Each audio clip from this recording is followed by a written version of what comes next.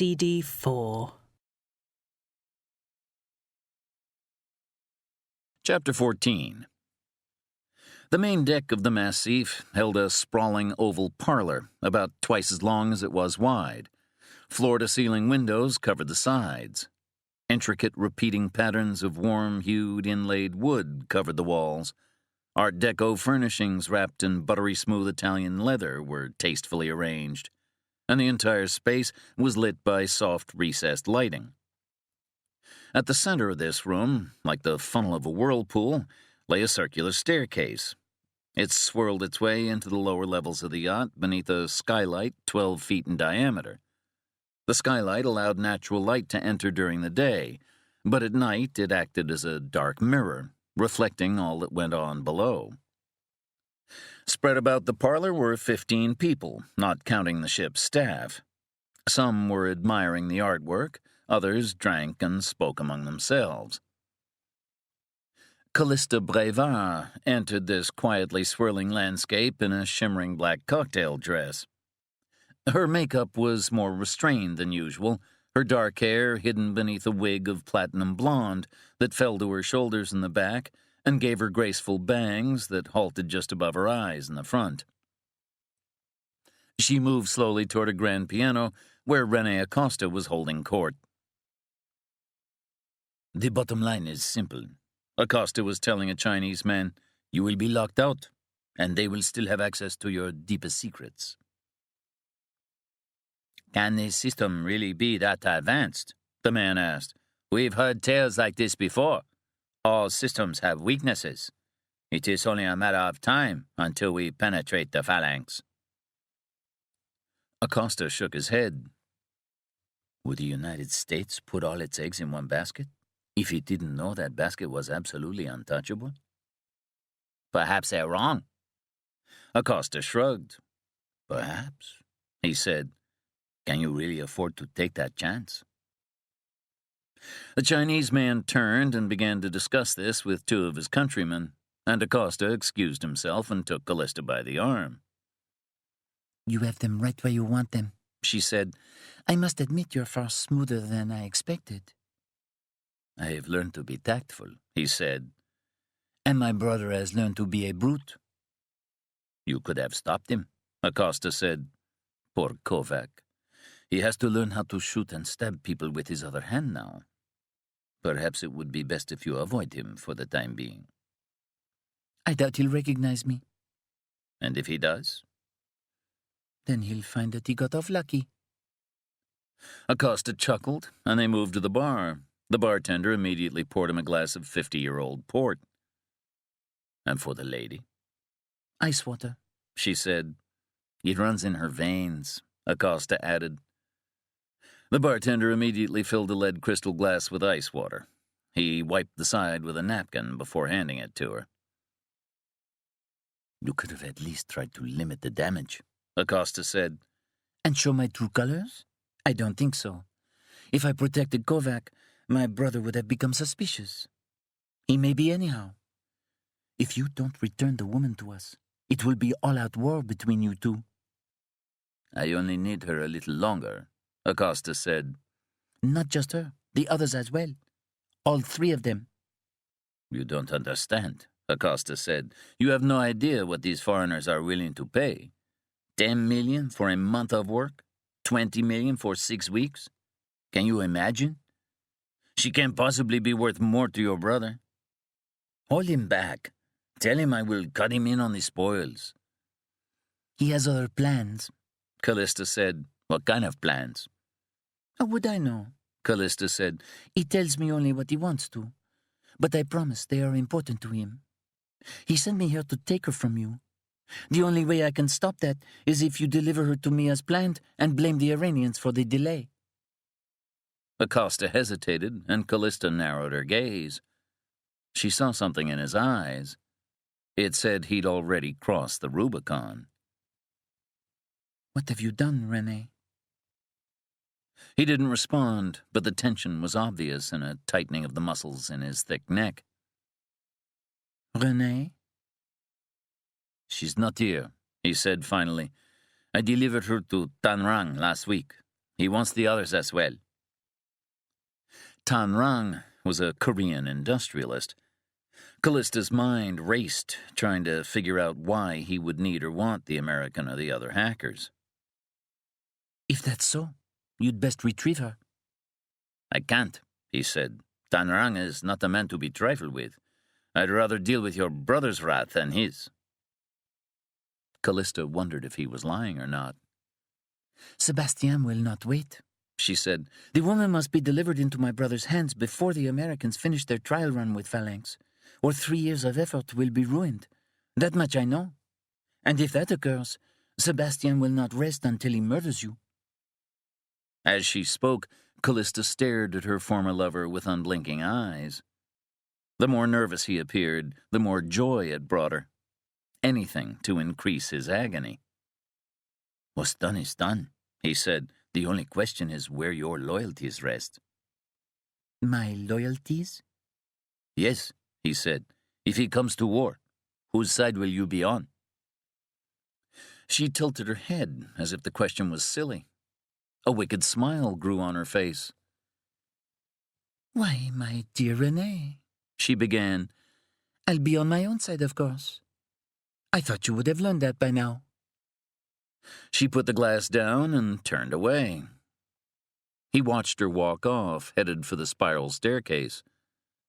Despite a plan to remain calm, he found his emotions had become unbalanced, a volatile mixture of anger and lust, as always where Callista was concerned. But the facts were simple. He could not retrieve the American woman from Tan Rang's clutches, even if he wanted to. Nor could he forego the revenue from transactions involving the other 3 experts he held. To keep up his extravagant lifestyle, he needed more cash, and he needed it now. He snapped his fingers and 2 of his men appeared. Keep an eye on her, he said. I don't want her causing any trouble or upsetting the other guests. They nodded and turned to follow. For her part, Callista expected to be followed. She walked slowly to the center of the room and took the spiral staircase down to the accommodations deck. She traveled toward the stern, where a small but warmly appointed cabin with a single berth had been reserved for her. She opened the door and held it, pausing long enough to make sure Renee's men spotted her. They slowed their pace but kept on coming. She winked at them and then ducked inside and shut the door. They would likely guard her until the auction. But Renee would want her there. She was a mysterious presence and a distraction. The bids would be higher because of her. That would make it easier. She turned the radio on and started the shower. She figured that was enough. She'd already swept the room for bugs and other listening devices. Unzipping the cocktail dress and removing the wig, she quickly changed into another outfit consisting of dark slacks and a gray silk shirt. It was fancy enough that she could pass for one of the guests, but utilitarian enough to let her move freely. Next, she removed a false panel from her suitcase, pulled out a satellite phone, and slid it into her pocket. A compact Bersa 380 pistol came out next. It was a thin nickel-plated automatic with black polymer grips. It carried 7 hollow-point rounds in a short magazine and 1 more in the chamber. It was a trusty weapon, accurate with a smooth trigger pull. Callista had taken out several adversaries with it. As a final precaution, she slid a 4-inch knife into a thin scabbard above her ankle. Ready for action, she made her way to the cabin's large window.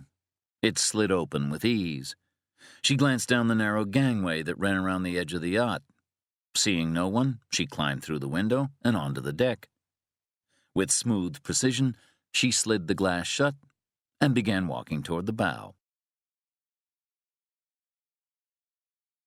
Chapter 15. Clinging to the side of the Massif like a stubborn barnacle, Kurt studied his options. The heavy yacht was now cruising at 20 knots. Light spilling from the superstructure cast a subtle glow on the waters flowing past, but other than that, he was bathed in darkness. Since he couldn't go up and over the rail without being seen, Kurt moved quickly toward the stern. He knew there were several hatches there. one of which had been wide open shortly before departure as the crew took on supplies. He moved toward it, traveling like a crab, until he found it. Considering how close it lay to the waterline, Kurt wasn't surprised to find it battened down tight. He looked around, noticed a crack of light up higher on the hull and farther aft. He reached it quickly, peeked around the edge, and seeing no one inside, swung around and dropped in. He was in a small workspace connected to the engine room. It was cramped, hot, and loud. He'd covered a few feet when a figure in white coveralls appeared. The man wore a bulky headset to protect his hearing from the whining engines and didn't notice Kurt or hear him coming. Shock and confusion registered on the crewman's face as Kurt got his attention with the Beretta and waved a finger to dissuade him from trying anything. That done, Kurt pulled off the headset. "You speak English?" The man nodded. "Are there any prisoners on board this yacht?" The man seemed confused by the question. "Prisoners?" "Anyone being held against their will," Kurt explained. "I'm looking for a blonde American woman." "No," the man said, shaking his head. "I just run the turbines." It made sense. The poor guy was just a sailor. But he had to know his ship. Kurt walked him to an electrical schematic of the ship's wiring on which the demarcations for hallways, berths, and common areas were laid out. "Rene Acosta," Kurt said. "Which cabin is his?" The man hesitated. Kurt pulled back the hammer on the Beretta. "First cabin," the man said. "Accommodations deck, forward." Kurt studied the diagram. By the look of it, that cabin was the largest on the ship. It made sense it was Acosta's. Kurt dragged the man to a storage room, shoved him inside, and took out a small syringe. He jabbed it into the man's thigh and watched as his eyes rolled quickly. In a second, he was out cold. "Sleep tight," Kurt said, tossing the syringe away.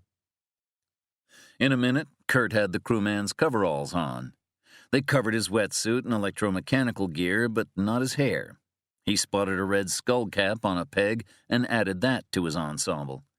With the cap pulled down snugly over his silver hair, Kurt headed down the hall toward the bow, where Acosta's cabin sat at the end of the central gangway. Kurt found the door locked and was able to pry it open using a knife.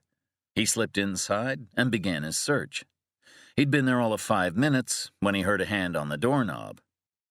With surprising grace, considering the bulky equipment and the layers he was wearing, Kurt moved to the bathroom and crouched behind the curved glass block of Acosta's walk-in shower. Clutching the Beretta again, he prepared himself for a fight. If he was lucky enough to find Acosta entering, he'd get some answers from the man himself. The cabin door opened briefly and then latched softly. To Kurt's surprise, no lights came on. Muted footfalls on the plush carpet traveled slowly from the main door to the desk where Kurt had been rifling through Acosta's things. The squeak of a chair told him someone had taken a seat. But the room remained dark until it was partially illuminated by a soft blue glow, easily recognizable as the light from a computer screen. Kurt heard typing, and then finally a woman's voice.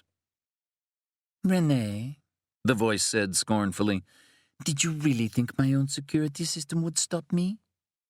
It was a rhetorical question. There was no one there to answer, and Kurt's curiosity began to get the better of him. He moved to a new spot where he could see. The woman behind Acosta's desk was typing furiously. "Damn you, Rene," she said, and then pulled a satellite phone from her pocket and punched in a number. Kurt didn't hear the greeting very clearly, but listened as a quick conversation took place. "We have a problem," she said. "They're not here. None of them. Not the American, not the others. They're not on board."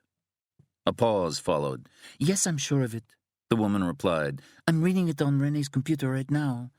I thought he was lying, but it looks like he's already shipped a woman to Korea and promised the other 3 to Tanrang as well. The auction must be a ruse. Either Rene is short of money or he's lining up buyers for the future." Another pause, more protracted this time. "No, I don't think that will work. Well, I could put a gun to his head, but that won't bring them back. We'll have to lift them from Tanrang ourselves, and that won't be easy. Kurt strained to listen, but try as he might, he could only make out the woman's side of the conversation.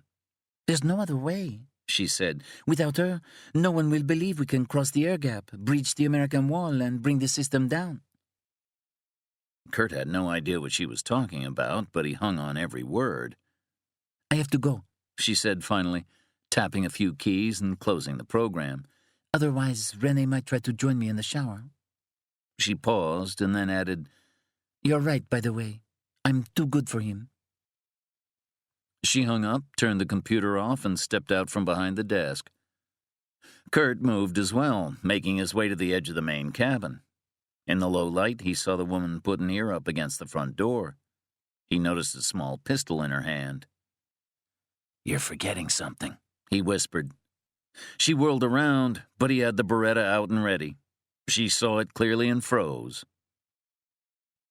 That laptop was closed when you came in. Chapter 16. Toss the gun over there, Kurt said. He pointed toward a thick rug near the bathroom door. With a shrug, she flipped the gun gently in the general direction. It landed with no more than a soft bump. Kurt motioned toward one of the chairs across from Acosta's desk. Have a seat. She hesitated for just a second, and then moved toward the chair, sliding onto it with effortless grace. Kurt noticed a decided lack of nervousness in her posture. She looked comfortable.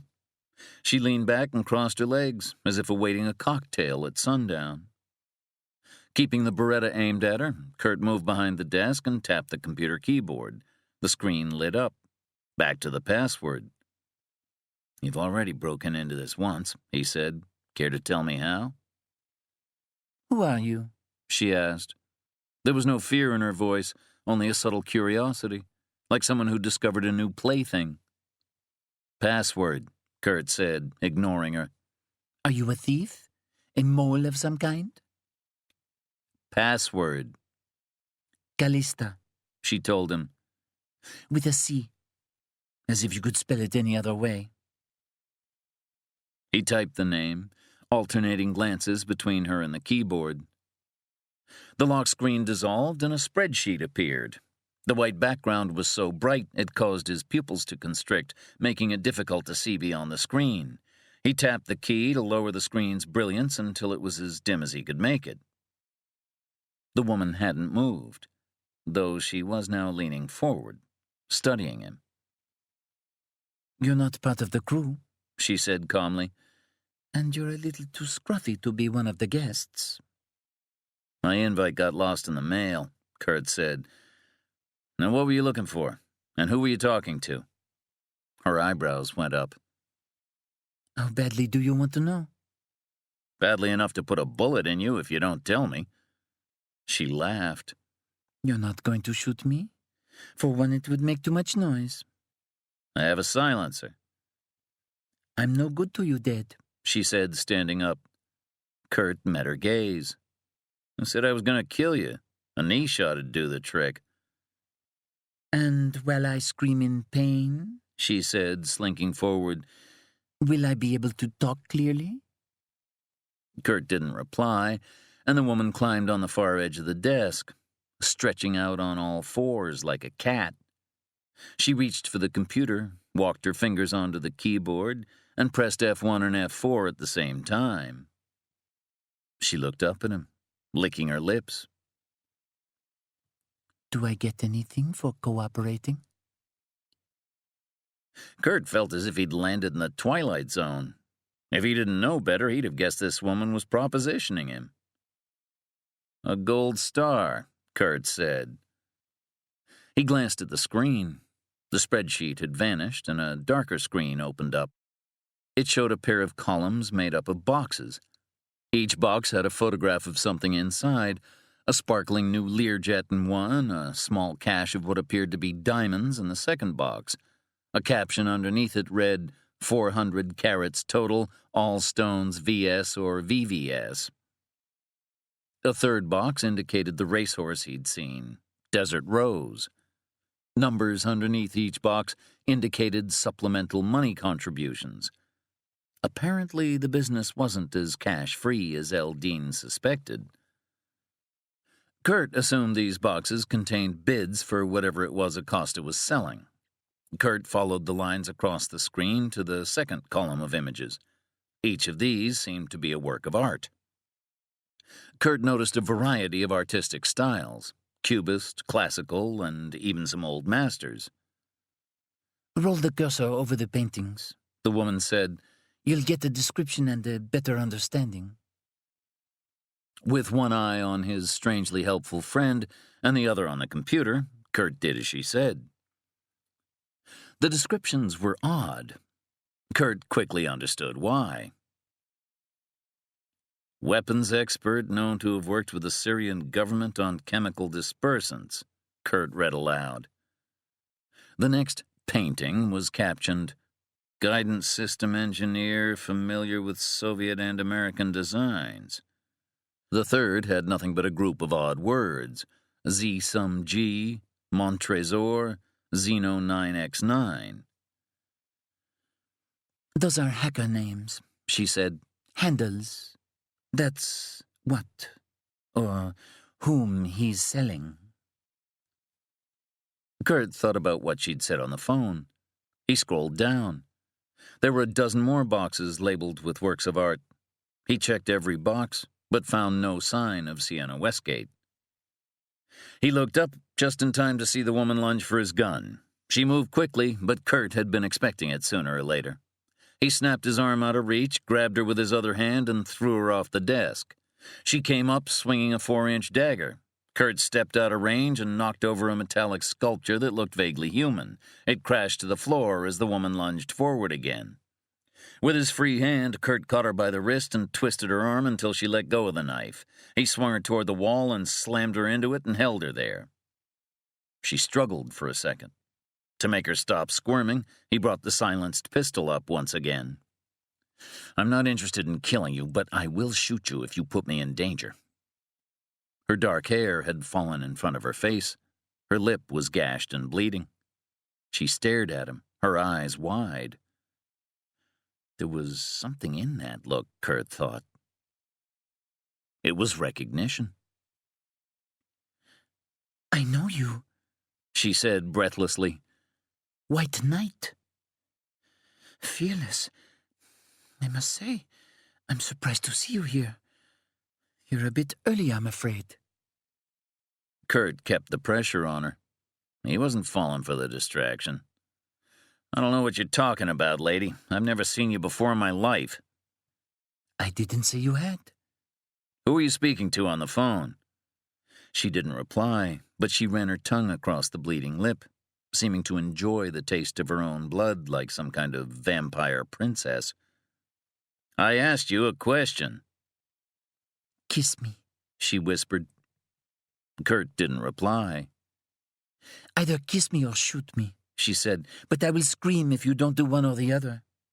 You're not about to scream, Kurt said. You want to be discovered here about as much as I do. Kurt hadn't even finished his statement when she tilted her head back and shrieked at the top of her lungs. Damn! Kurt shouted, clamping a hand over her mouth. Between the screaming and the commotion, he figured it was time to shove off. He reached into her pocket, grabbed the satellite phone she'd used, and tucked it into a pocket in his coveralls. Before he could do anything else, the door flew open and a group of Acosta's men came piling in.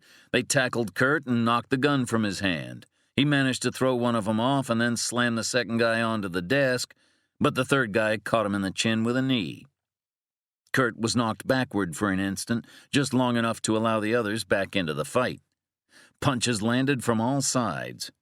Unable to break free, Kurt was quickly subdued. The men lifted him to his feet and slammed him into the same wall he'd held the strange woman against. She was behind them now, with Kurt's pistol in hand. 3 against 1, She said. That's hardly fair. Without hesitation, she began firing, drilling holes in the men who restrained Kurt. They dropped to the ground all around him, and she kept firing, making certain they were dead. With the 3 men still lying on the floor, she tossed the pistol to Kurt. Better run, She said quickly. There's plenty more where they came from. Kurt had no time to consider the madness. He'd landed in the middle of something strange. Damned strange. He looked out into the hall. Men with guns were running his way. He shut the door and ducked back into the room. "You should have kissed me," she said, raising her eyebrows. "Maybe next time." He turned and blasted 3 holes in the window and then dove through it, shattering the weakened plate glass and landing on the deck outside. He got up quickly and sprinted for the stern as an alarm began to blare overhead. Gunshots followed, coming from above and behind. The bullets ricocheted off the deck all around him.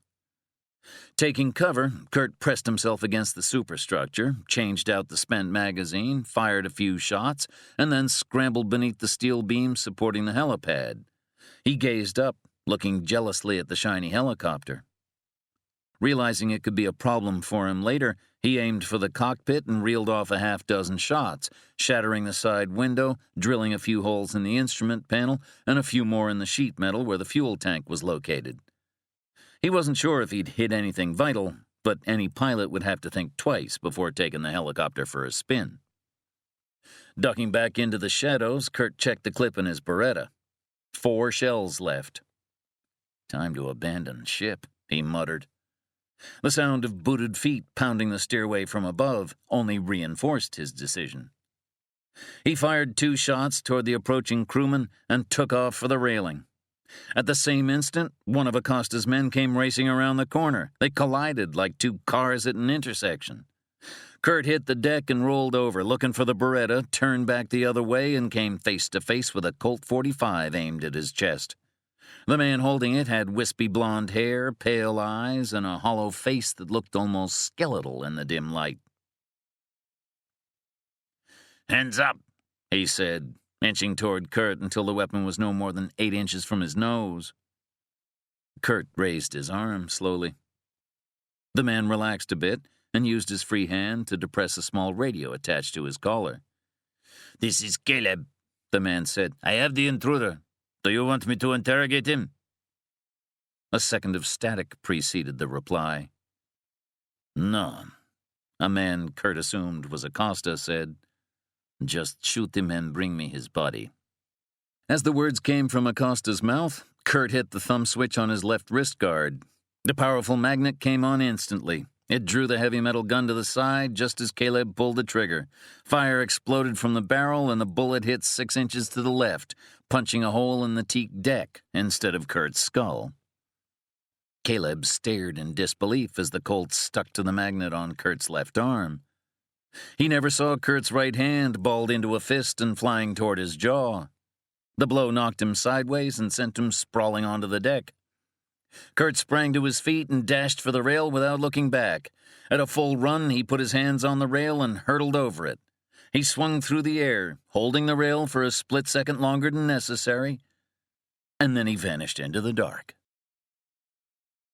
On the bridge of the Massif, Rene Acosta waited to hear that the intruder was dead. To his surprise, Caleb's voice came over the radio, sounding angry and somewhat panicked. "The intruder has gone overboard," he shouted. "I repeat, the intruder has escaped and gone over the rail." Acosta lifted a radio to his mouth. "I told you to shoot him." "I did," Caleb said.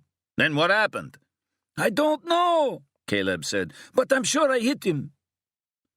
Acosta burned with indignation, half at Caleb for such stupidity, half at the intruder for having the insolence to crash his party. He glanced over at the yacht's captain and made a twirling motion with his hand. "Turn us around. We're going to have a hunting party." At that moment, Kovac came in, waiting for Acosta's attention with his bandaged, handless arm. As Acosta looked his way, Kovac slung Callista onto the deck. She landed at Acosta's feet. "She was found in your cabin." "My cabin?" Callista spoke up with a snarl. "The intruder broke into my cabin first," she insisted. "He put a gun to my head and dragged me out the window while your inept fool snoozed outside my door." Acosta glared at her. Another lie. There was always another lie waiting on her lips. "Do you really expect me to believe that?" he boomed. "You're dressed differently than you were before." Perhaps we're seeing your true colors. Look at me, she said. Her face was bruised, the split lip swollen and wet with blood. Does it look like I went to your cabin of my own accord? Acosta turned to Kovac. Did you or your men hit her? No, Kovac insisted. Tell them how you found us, Callista prodded. Kovac hesitated. Well? Her screams alerted us to his presence, Kovac said. If it wasn't for her, we wouldn't have known he was there. By now, Acosta could feel the ship leaning into the turn. He had bigger issues to deal with. Lock her back in her cabin and post a guard outside her window, he ordered, and then join me on deck with rifles and a spotlight. The guests are concerned, another one of Acosta's people mentioned. Tell them we're going to have a bit of sport, he replied. The intruder is in the water. I'll give $10,000 to whoever gets off the killing shot. Chapter 17. 5 miles behind the Massif, Joe Zavala stood at the bow of the small fishing boat, trying to keep the speeding yacht in sight. At this point, he could track the warm glow from the ship's interior lights. But if she went dark, they would have a problem. He turned to Eldin, who stood at the helm. We're still falling back. Can't you goose any more speed out of this lobster boat? Patience, Eldin said. Remember, patience may be bitter, but its result is sweet. Joe cut his eyes at Eldin. I'm not interested in learning patience, just keeping that yacht in sight. Without warning, the tracking scanner began to chirp. It's the beacon. He's in the water. Thank Allah, Eldin said. He shoved the throttles full onto the stops, hoping for more speed than the boat possessed. What happened to all that patience? Joe asked. I was never very good at it, Eldin said. Besides, the time for patience is over. Now is the time for action. Joe could not agree more. Kurt had been aboard the Massif for just under an hour, but it felt like half the night. He placed the scanner down and raised the spotter's scope up to his eye. Almost immediately, he saw something he didn't like. Damn! What is it? The yacht's turning broadside, Joe said. They're coming back around. Chapter 18. The Massif turned in a wide arc, shedding velocity as it went. By the time its rudder was back on center, the huge vessel was making no more than 5 knots. Standing on the bridge, Acosta marked a spot on the GPS map where the stowaway had gone overboard. Hold this speed and keep the ship stable, he ordered. I want you to make slow passes back and forth through this area until we spot and kill the intruder.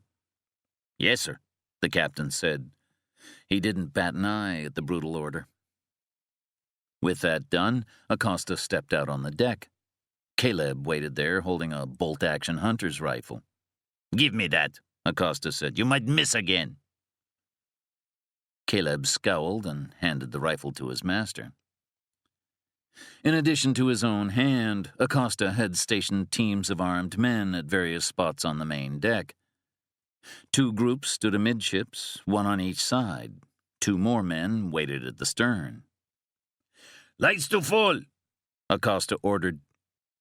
Around them, exterior lights lit up the waters of the Persian Gulf in a swathe 200 feet wide and 500 feet long. 2 spotlights above the bridge came on and were aimed ahead and outward at 45-degree angles in order to cover the most water possible. This won't take long, Acosta promised, wrapping the rifle's strap around his forearm. Target off the starboard beam, someone shouted. Acosta was on the port side. He strode back through the bridge and pushed out through the starboard door just as his men opened fire. Ribbons of water flew up where the men laced bullets into the fire zone. Acosta raised his weapon and spotted the target quickly, a flash of white clothing. He fired once, a direct hit. The coveralls jerked as the bullet found its mark. But there was no blood, or even the slightest defensive reaction. As the target drifted closer, Acosta saw why. The stolen coveralls were empty. They floated past in a tangle, sliding gently across the waves. More shots rang out. "Hold your fire!" Acosta shouted. "There's no one there! He must have shed the clothing and left them behind as a decoy." The shooting ceased, and Acosta turned his attention back toward the inscrutable waters, looking for any sign of the man who'd come aboard his yacht. After several minutes with nothing to see, he lost his patience. "Take us back around," he bellowed. "He has to be out here somewhere." In fact, Kurt was much closer than Acosta could have guessed. He was clinging to the side of the ship, 20 feet below the main deck, about 6 feet from the rushing water. As he'd hurtled over the railing, he'd held on for a split second longer than necessary, converting his outward and downward motion into a turning arc. The trajectory had slammed him into the side of the yacht, just as he'd activated the magnetic pads once again. It had been an awkward, jarring crash, but the magnets didn't care. Once again, they'd done the trick, locking him to the steel hull and holding him in place. From there, Kurt had crabbed his way forward and parked himself in a spot below the Massif's 4-ton anchor. After tearing off the white coveralls and throwing them into the sea, he waited patiently as the yacht reversed course and slowed to a crawl. Aside from some strain on his arms and legs, Kurt was quite comfortable. Assuming the battery packs held out, he could hang in there for quite some time. And he intended to do just that. Sooner or later, Acosta would give up, douse the lights, and turn back onto his original course. At that point, Kurt would slip off the side and into the darkness, treading water until the yacht was far enough away for Joe and Eldine to come get him. After 3 runs back and forth, Kurt figured the towel was close to being thrown in. He grinned in the dark at his own tactical brilliance, all but ready to pat himself on the back, when he noticed something he hadn't expected. Speeding toward them, just barely visible in the moonlight, was the silhouette of a long-nosed fishing boat. "You've got to be kidding me," Kurt whispered. "What can they possibly be thinking?" And then it dawned on him. He glanced at his right arm where the key pocket was. It had been torn open, perhaps in the scuffle with the woman, or even with Acosta's thug. With nothing to keep it secure, the transmitter had either been caught in the coveralls when Kurt pulled him off, or had simply fallen into the sea as he climbed around on the side of the hull. No doubt it was now bobbing in the water somewhere, broadcasting a message to his friends and luring them unwittingly toward the monstrous yacht bristling with gun-toting thugs. Chapter 19. As they raced toward the beeping transmitter, Joe divided his attention between the yacht and the section of water where he expected to find Kurt. There was no more than a quarter mile separating the two. "They must have missed him," Joe said. "We need to hurry." "What if they spot us?" Eldine asked. "I'd be surprised if they haven't seen us already," Joe said. "But we're not leaving Kurt out there to be run down or shot." "They're lit up like your proverbial Christmas tree," Eldine said. "Maybe they're not able to see us out here in the dark." "Let's hope so." Eldine kept the throttles open, and Joe dug into one of the boat's lockers. "What are you looking for?" "I'm thinking this is going to be one of those high-speed operations. We need something for Kurt to grab onto." He pulled out a cargo net. "It should do." Eldine nodded. 300 meters, he said, glancing at the scanner. "Slow her down a bit," Joe said. 200. Joe grabbed an infrared scope and scanned the water. The surface of the Gulf remained dark, but the heat from Kurt's body should have stood out plainly. He saw nothing. "Are we headed for the target?" he asked. "Dead ahead," Eldine said. "Let's not use the word dead." 100 meters, Eldine said. 328 feet if you don't like the metric system. Joe lowered the scope and squinted, looking for any sign from Kurt alerting them to his location. 50 meters, Eldine said, backing off the throttles. They were soon coasting, Eldine correcting their heading to port. The nose of the boat slewed around. "We should be right on top of him." Joe felt his nerves tingling. As the fishing boat settled and its wake dissipated, the night became awfully quiet. He glanced nervously at the yacht. It, too, was sitting idle, its nose pointed 30 degrees offline from them. With their small boat in a similar condition, it felt like a stalemate between predator and prey. The yacht, a big cat crouching on its haunches. The small fishing boat, a gazelle ready to bolt at the cat's slightest twitch. For now, both held still as stone, waiting for the other to make the first move. "They know we're looking for him," Joe said, whispering. "They're waiting for us to find him. Be ready to go. As soon as we have him, I'll head straight for the shore." Joe raised the infrared scope and studied the yacht. He could clearly see the heat plume emanating from its angled stacks. The scope was working, so why wasn't it picking up Kurt's body heat? Fearing the worst, he grabbed the scanner and stared in the exact direction of the beacon. Kurt wasn't there. But in the darkness, Joe caught sight of a dim flash, too dim to be seen from more than 20 or 30 feet away. "There," he said. Eldine nudged the throttles and then brought them back. The boat coasted forward on the impulse, closing the gap. As the dim flash came into range, Joe used a fishing net stretching over the side. He scooped a familiar-looking cylinder out of the water. "Is that what I think it is?" Eldine asked. Joe nodded. "Kurt's transmitter." "So where is the man who's supposed to be attached to it?" A sudden rumble from the yacht drowned out any reply. Joe turned to see water churning at the aft end of the big vessel and the bow of the yacht swinging around rapidly as if guided by a bow thruster.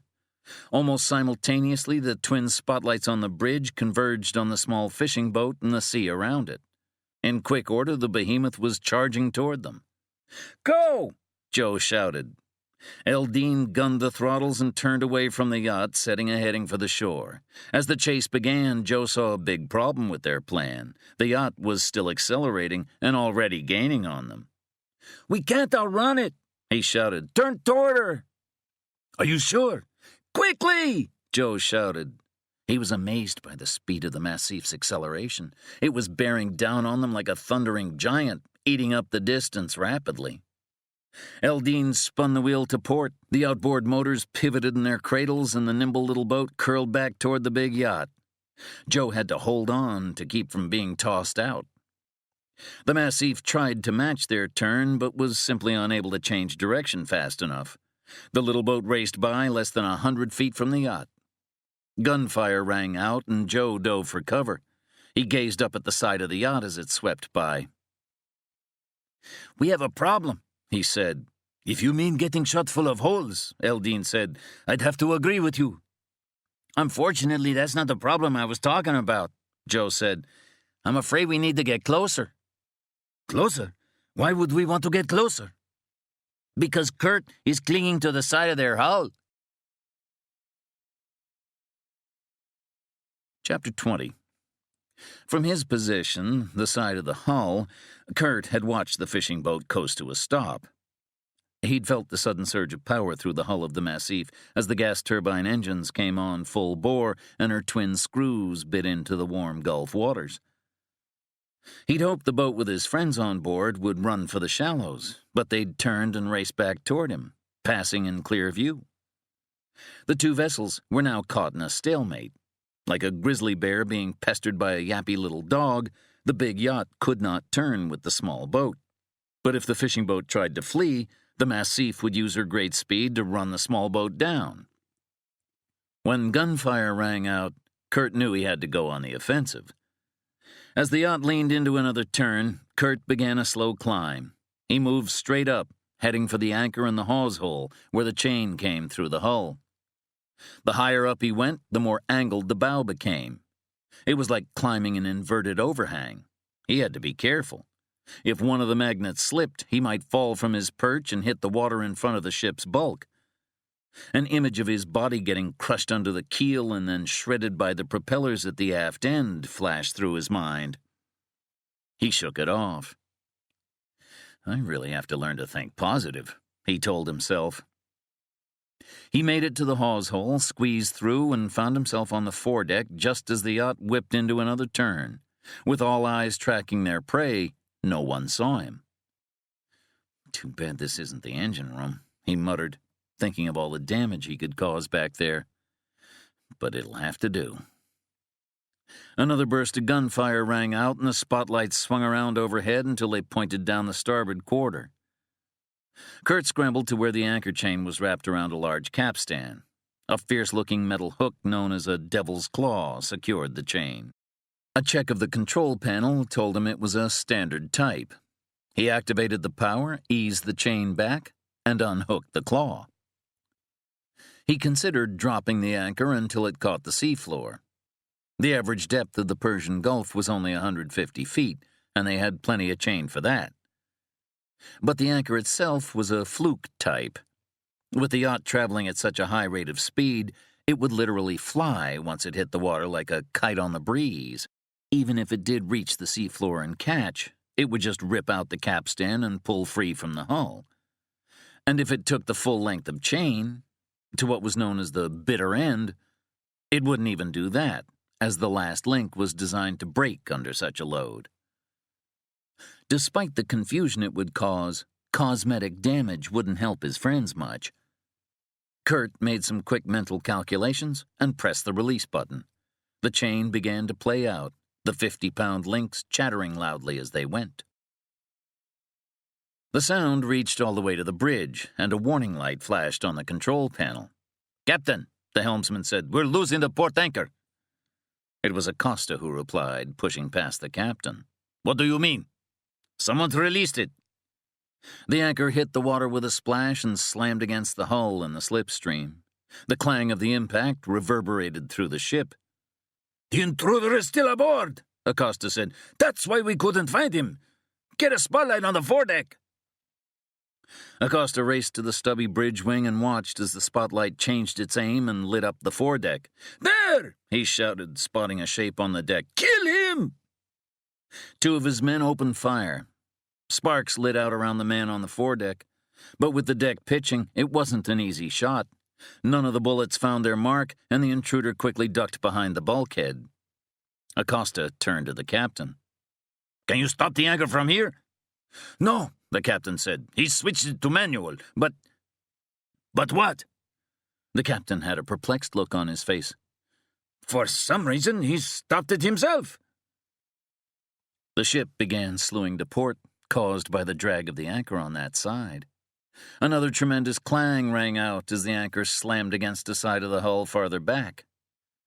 The sound was enough to send shivers down Acosta's spine. But the next impact was worse.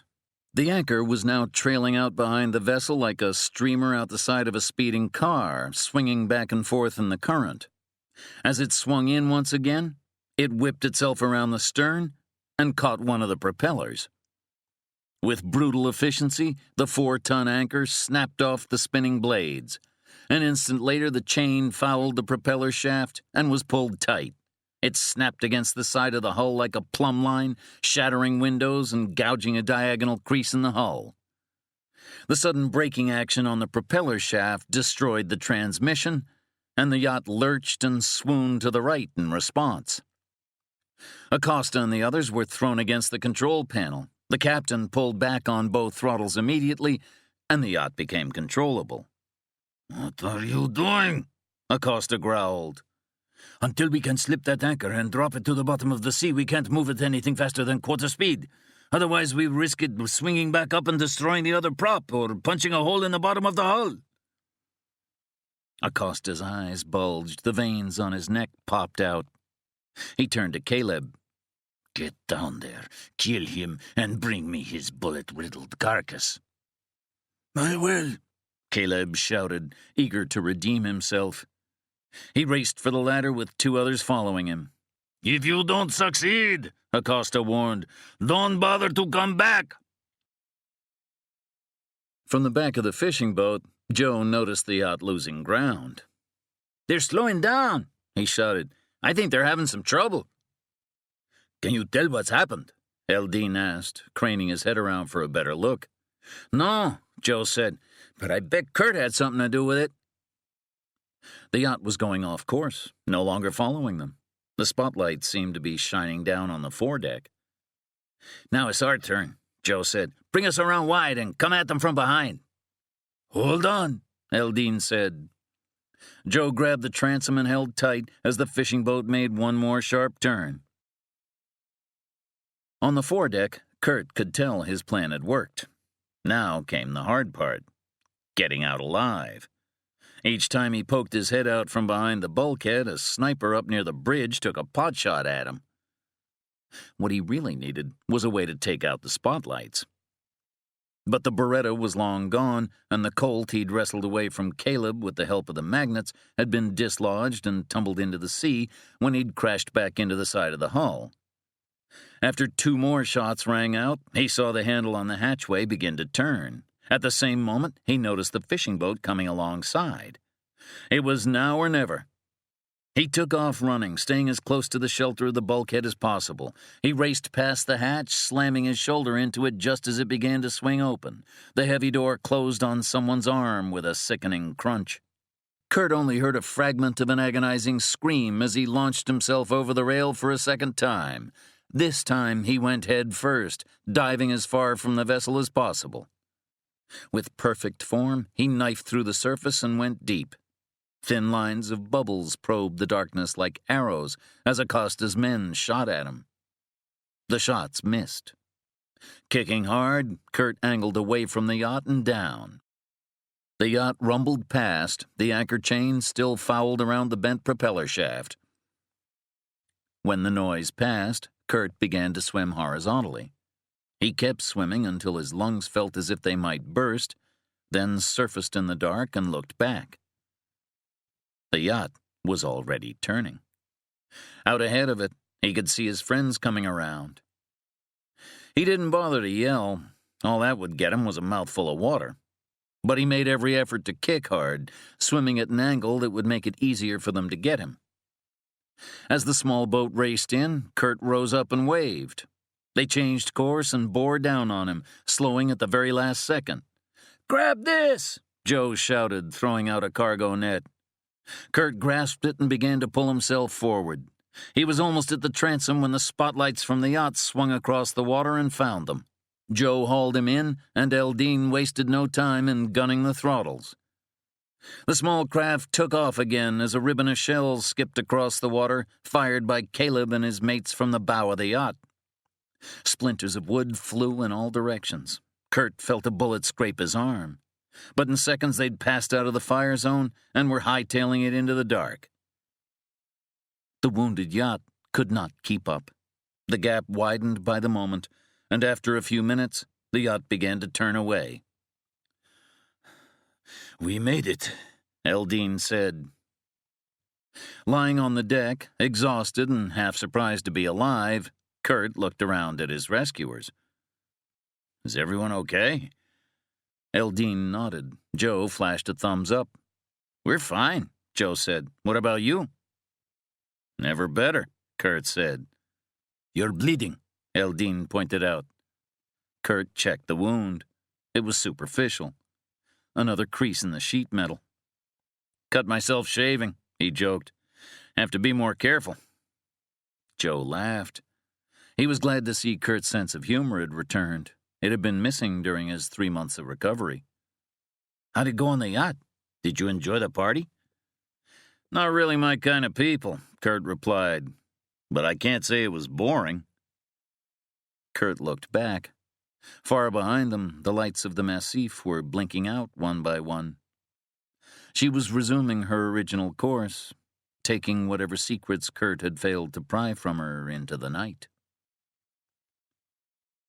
Questions about the evening reverberated in his mind, beginning with the identity, not to mention the sanity, of the dark-haired woman he'd run into.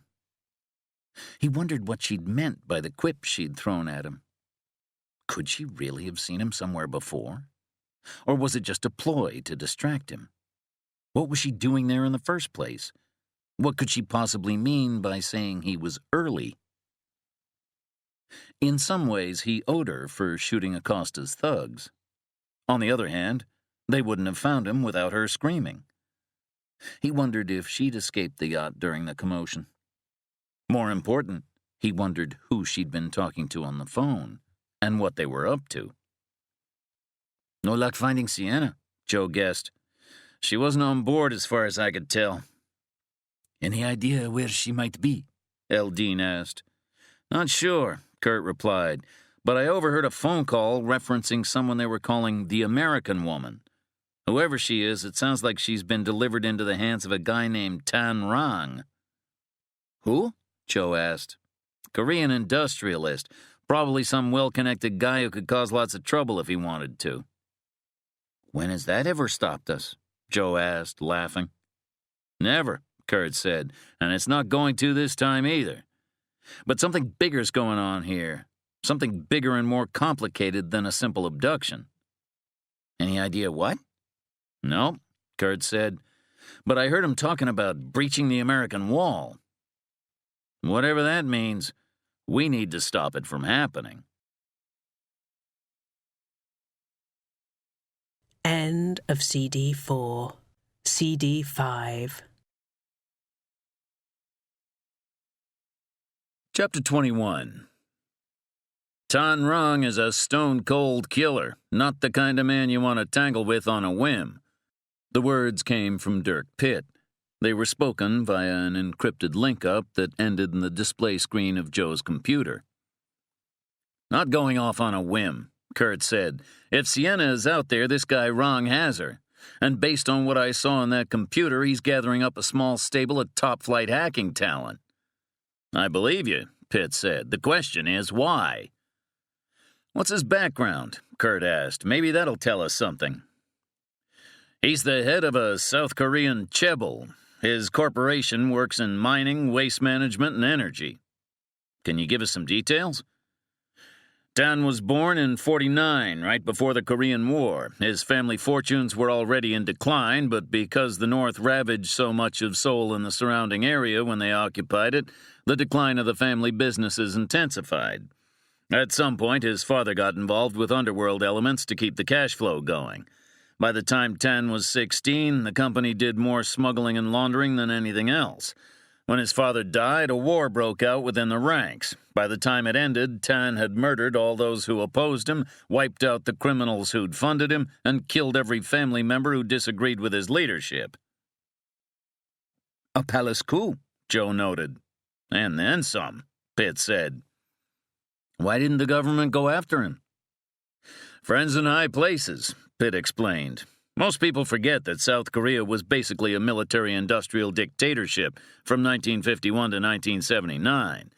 All emphasis was on growing the economy and doing so by any means necessary. They needed wealth to build a military and prepare for the next invasion by the North. Crimes had a way of being forgiven or ignored if they centralized power, brought about order, or increased industrial production. So Tan Rang is a glorified street criminal, Kurt said. But that doesn't tell us what he wants with computer experts. Could be any number of things, Pitt said. Considering the structure of the chaebol and the intense competition in today's world, I'd lay my money on corporate espionage. Makes sense, Kurt said. But the strange woman and her backers seem to want these people for something else. She talked about breaching the American wall. She also mentioned something called an air gap. Any idea what those terms mean? Pitt looked off the screen. Hiram, you want to take this one? Hiram Yeager came into view, long hair still in a ponytail, granny glasses firmly in place. Good morning, gentlemen, he said. I'll get right to it. The term American Wall has been used in cyberspace for the last few years. It refers to an elaborate series of firewalls and defenses we've built up to protect the information infrastructure. The thing is, no one is supposed to know about them. These systems are operated exclusively by the NSA. They cover government institutions and important civilian corporations. This took Kurt by surprise. I keep hearing how vulnerable we are, he said. Are you saying this isn't the case? Let's put it this way, Hiram said. We're not as weak as we pretend to be. But the fact that your friend was talking about breaching the wall and bringing the system down suggests they're contemplating something much bigger and deeper than your standard everyday hacking. She's not my friend, Kurt said testily. No, she did save my life. Odd that, Pitt said. Trust me, that wasn't the only odd part, Kurt said. Pitt laughed. How might Sienna and Phalanx fit into all this? Kurt asked. Hiram was blunt. If Phalanx works, it will replace the existing wall. In effect, it will be the American Wall 2.0. What about these hackers? Joe asked. Any idea who they are? We're working on it, Hiram said, aided and complicated by the fact that hackers have their own naming subculture. The woman called them handles, Kurt said. Exactly, Hiram replied. They're more than just random call signs. They mean something. It's a way of getting in touch with the right person. For example, even though Xeno9X9 sounds like a random string of letters and numbers, it actually tells us about the hacker's skills. Xeno meaning foreign, 9x9 being similar to the old radio terminology 5x5, meaning strong signal, clear signal. My best guess is that Xeno 9x9 is someone who can hack across borders with little problem. Pitt chimed in. Based on prodigious amounts of research, we believe he's a Ukrainian named Goshan. Interestingly enough, he went missing over a year ago. The prevailing thought was that he'd gone on the lam because his identity had become known. Now we're wondering if Acosta had something to do with it. Kurt made a mental note of that. What about the others? We think Z-sum G is short for zero-sum game, Hiram said, a term commonly used in economic and market theories. It means one side can profit only if the other side loses an equal amount. One winner, one loser, Joe said. No way for a win-win outcome. Exactly, Hiram said. So Z-sum G might be a financial hacker? Kurt asked.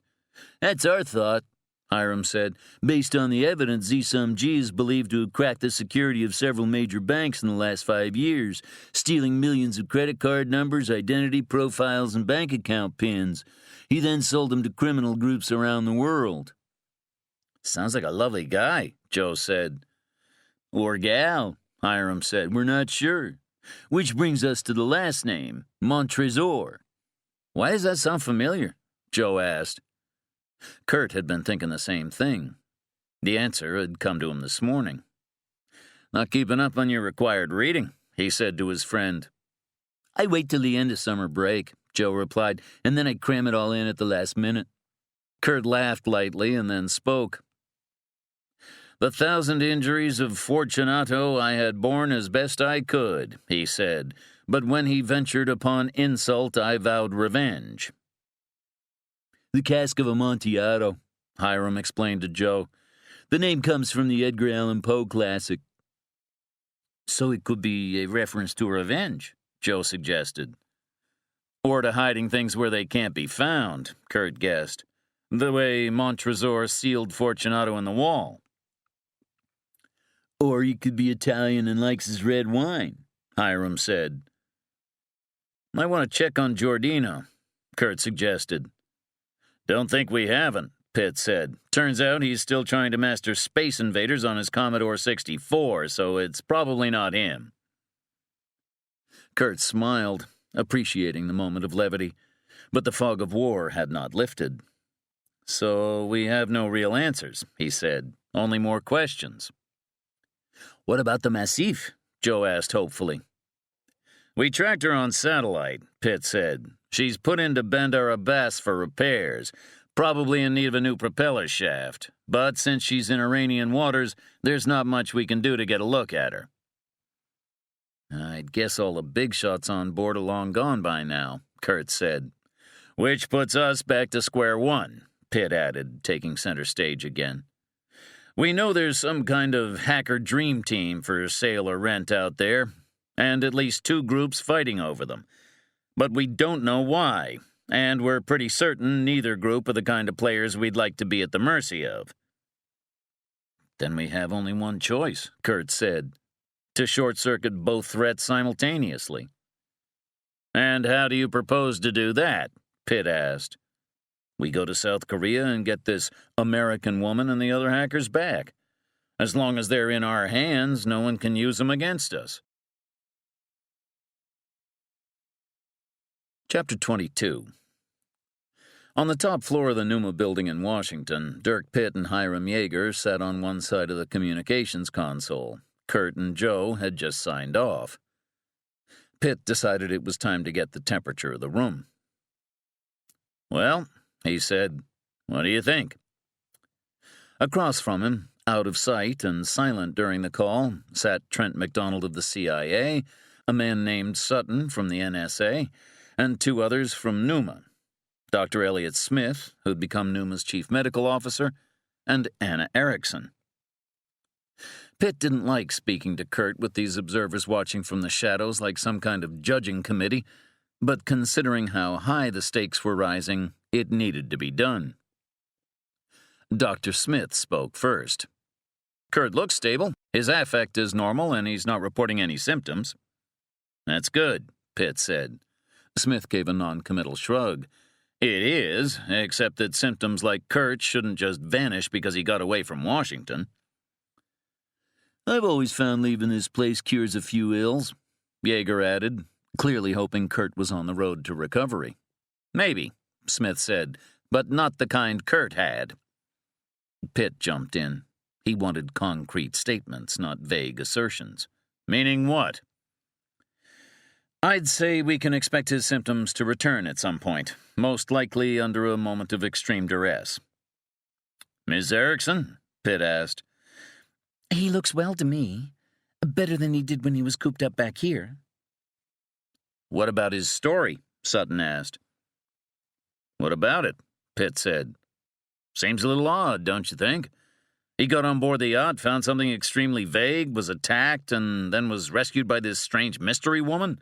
He supposedly got her satellite phone but lost it, gave us a poor description. All things we have to take on faith. You think he was making that up? That's just it, Sutton said. He was the only one there, so we can't prove it one way or another. What about the call she made? Pitt asked. We've been trying to determine if that happened, Sutton admitted. No luck yet. It could have been foreign service, Hiram pointed out. Someone you don't have access to. We have access to everyone, Sutton assured him. Trust me. What about the names of those hackers? Pitt asked. He didn't just pluck them out of thin air. Sutton shrugged. He had no comeback to that. Now for the elephant in the room, Pitt said. We know where Sutton stands. He thinks this is all one big delusion. But what does it mean if Kurt's actually onto something? Trent MacDonald wrung his hands for a second. Pitt noted that the CIA rep had been awfully quiet. Trent? If he's onto something, if Sienna Westgate is alive and in the hands of foreign nationals or persons unknown, then we may have a bigger problem than any of us know. At the very least, we should let Kurt continue and look into this Tanrong character. With a little prodding, I might be able to pledge some help. We have a lot more assets on the Korean Peninsula than we do in Iran. Dirk nodded quietly. He couldn't recall a time he'd gotten so much cooperation from the CIA. He wondered if it had something to do with Kurt's history there, or, for that matter, with Sienna's. A thought formed in his mind. Is Sienna Westgate still working for the CIA? MacDonald did not reply immediately. In a manner of speaking, he said finally, Sienna legitimately left the agency 8 years ago. We didn't want to lose her when she went private, but we couldn't compete with a guy like Westgate and all he had to offer. Go on, Pitt said. She was brilliant, MacDonald said, nodding to Hiram. You've seen her work. A savant, Yeager said, and I mean that as the highest compliment I can give. Exactly, MacDonald said. So we made a deal with her and Westgate. We gave them the beginnings of our most advanced theoretical system and asked them to build it into an unbreakable barrier. Which she turned into Phalanx, Pitt said. MacDonald nodded. But you never expected it to get out of the bottle, Yeager pointed out. No, MacDonald said. And that possibility is daunting for two reasons. One, we're going to lose a lot of intelligence gathering ability if the rest of the world co-ops Phalanx and keeps us from prying into their systems. But there's a bigger worry, one we don't know how to quantify. Which is? We all believe that Phalanx is unbreakable. We've installed it on everything from the DoD computer network to the Social Security database. But no one knows as much about it as Sienna Westgate. She was the lead designer of the project, she was the only one entrusted with the technology we gave her, and she took it 10 steps beyond. That means she knows its weaknesses better than anyone. She might even have designed a backdoor into the system in case she ever needed to use it. We have no way of knowing. Pitt was beginning to understand. And Phalanx is now protecting the entire federal government. MacDonald nodded. Sutton did likewise. Maybe we should pull Phalanx off active duty, Pitt suggested. It's being considered, Sutton said, but it would be premature and foolish to do so based on what we know at this point. We need proof one way or the other before we act. MacDonald summed up. I don't know if she's out there and in the hands of our would-be enemies, he said. But as much as I hate to say it, I'd be a lot happier knowing for certain that she'd been dragged to the bottom of the sea and drowned. As cold as the statement was, Pitt understood the thought. Then we'd better get a team down to what's left of Westgate's sunken yacht, he said bluntly. It's a long shot, considering the condition of the vessel. But if we find Sienna's body, then you guys can rest easy. And I can bring Kurt home. Chapter 23. The Numa vessel Condor sat calmly on a glittering sea 200 miles northeast of the South African port city of Durban. The sun was high above, and there wasn't a cloud in the sky. The sea was like glass. With no weather on the horizon and the automated station system holding the Condor against the current and keeping her over the proper coordinates, there was little activity on the bridge. The aft deck was a different story. A dozen men and women were clustered around a pair of davits as twin submersibles were being readied for launch. The subs were called scarabs because they resembled the beetles of Egyptian legend. Instead of narrow and tube-shaped like most submersibles, the scarabs were flat and wide. They had a large bulbous front made entirely of 3-inch thick clear polymer and a rear compartment that tapered to a point filled with equipment, battery packs, and ballast tanks. Thruster pods housed in short tubes on either side of the body looked like stubby legs, and a pair of large mechanical arms that sprouted from beneath the nose, carrying sampling probes and grabbing appendages, were reminiscent of a beetle's pincer-like claws. Scarab 1 was the older model, painted international orange, the color of life jackets. Scarab 2 was bright yellow, the color commonly associated with experimental submersibles. It had come from the factory only a month before, equipped with more power, newer, longer-lasting batteries, and an advanced touch-screen control system. Standing one deck above the busy crewman, Paul Trout watched with great interest as the subs were readied for operations, though he had no intention of going down in either of them. Paul was the size and shape of a professional basketball player, though even he would admit not as coordinated or athletically gifted. What he lacked in sporting skills, Paul made up for with a brilliant mind. A gifted geologist, he and his wife Game were often called on to run Numa's most important scientific studies. While he excelled in geology, Game had a Ph.D. in marine biology and had made several important discoveries of previously unknown species. Paul realized this latest mission would not offer such a positive find. "Hey, Paul, care to join me?" The shout came from William Duke Jennings, one of Numa's most experienced submersible pilots. "No, thanks," Paul said. "I prefer something with lots of headroom. or even a convertible, but that's not going to work 1,000 feet under. Good point, Duke said. His next target was one of the more shapely women on deck. What about it, Elena? Room for two in there, can't beat the view. By that, everyone knew Duke was referring to himself. Duke looked like a surfer, young and muscular, with bronze skin and a mane of blonde hair. Even now he had his shirt off. He was humorous and cocky and pretty good at everything he did to back it up. No thanks, Elena responded. I'd rather be in a phone booth with an amorous octopus. Duke feigned grave injury. Where are you going to find a phone booth these days? As the crew continued working, the hatch swung open behind Paul. Gamay stepped through, headed for his side. 5'10", with hair the color of red wine and smooth, pale skin, Gamay was an athlete and in fantastic shape. She had a sharp wit that was usually used in jest, though you didn't want to be on her bad side, as she didn't suffer fools lightly. I see we're almost ready, she said.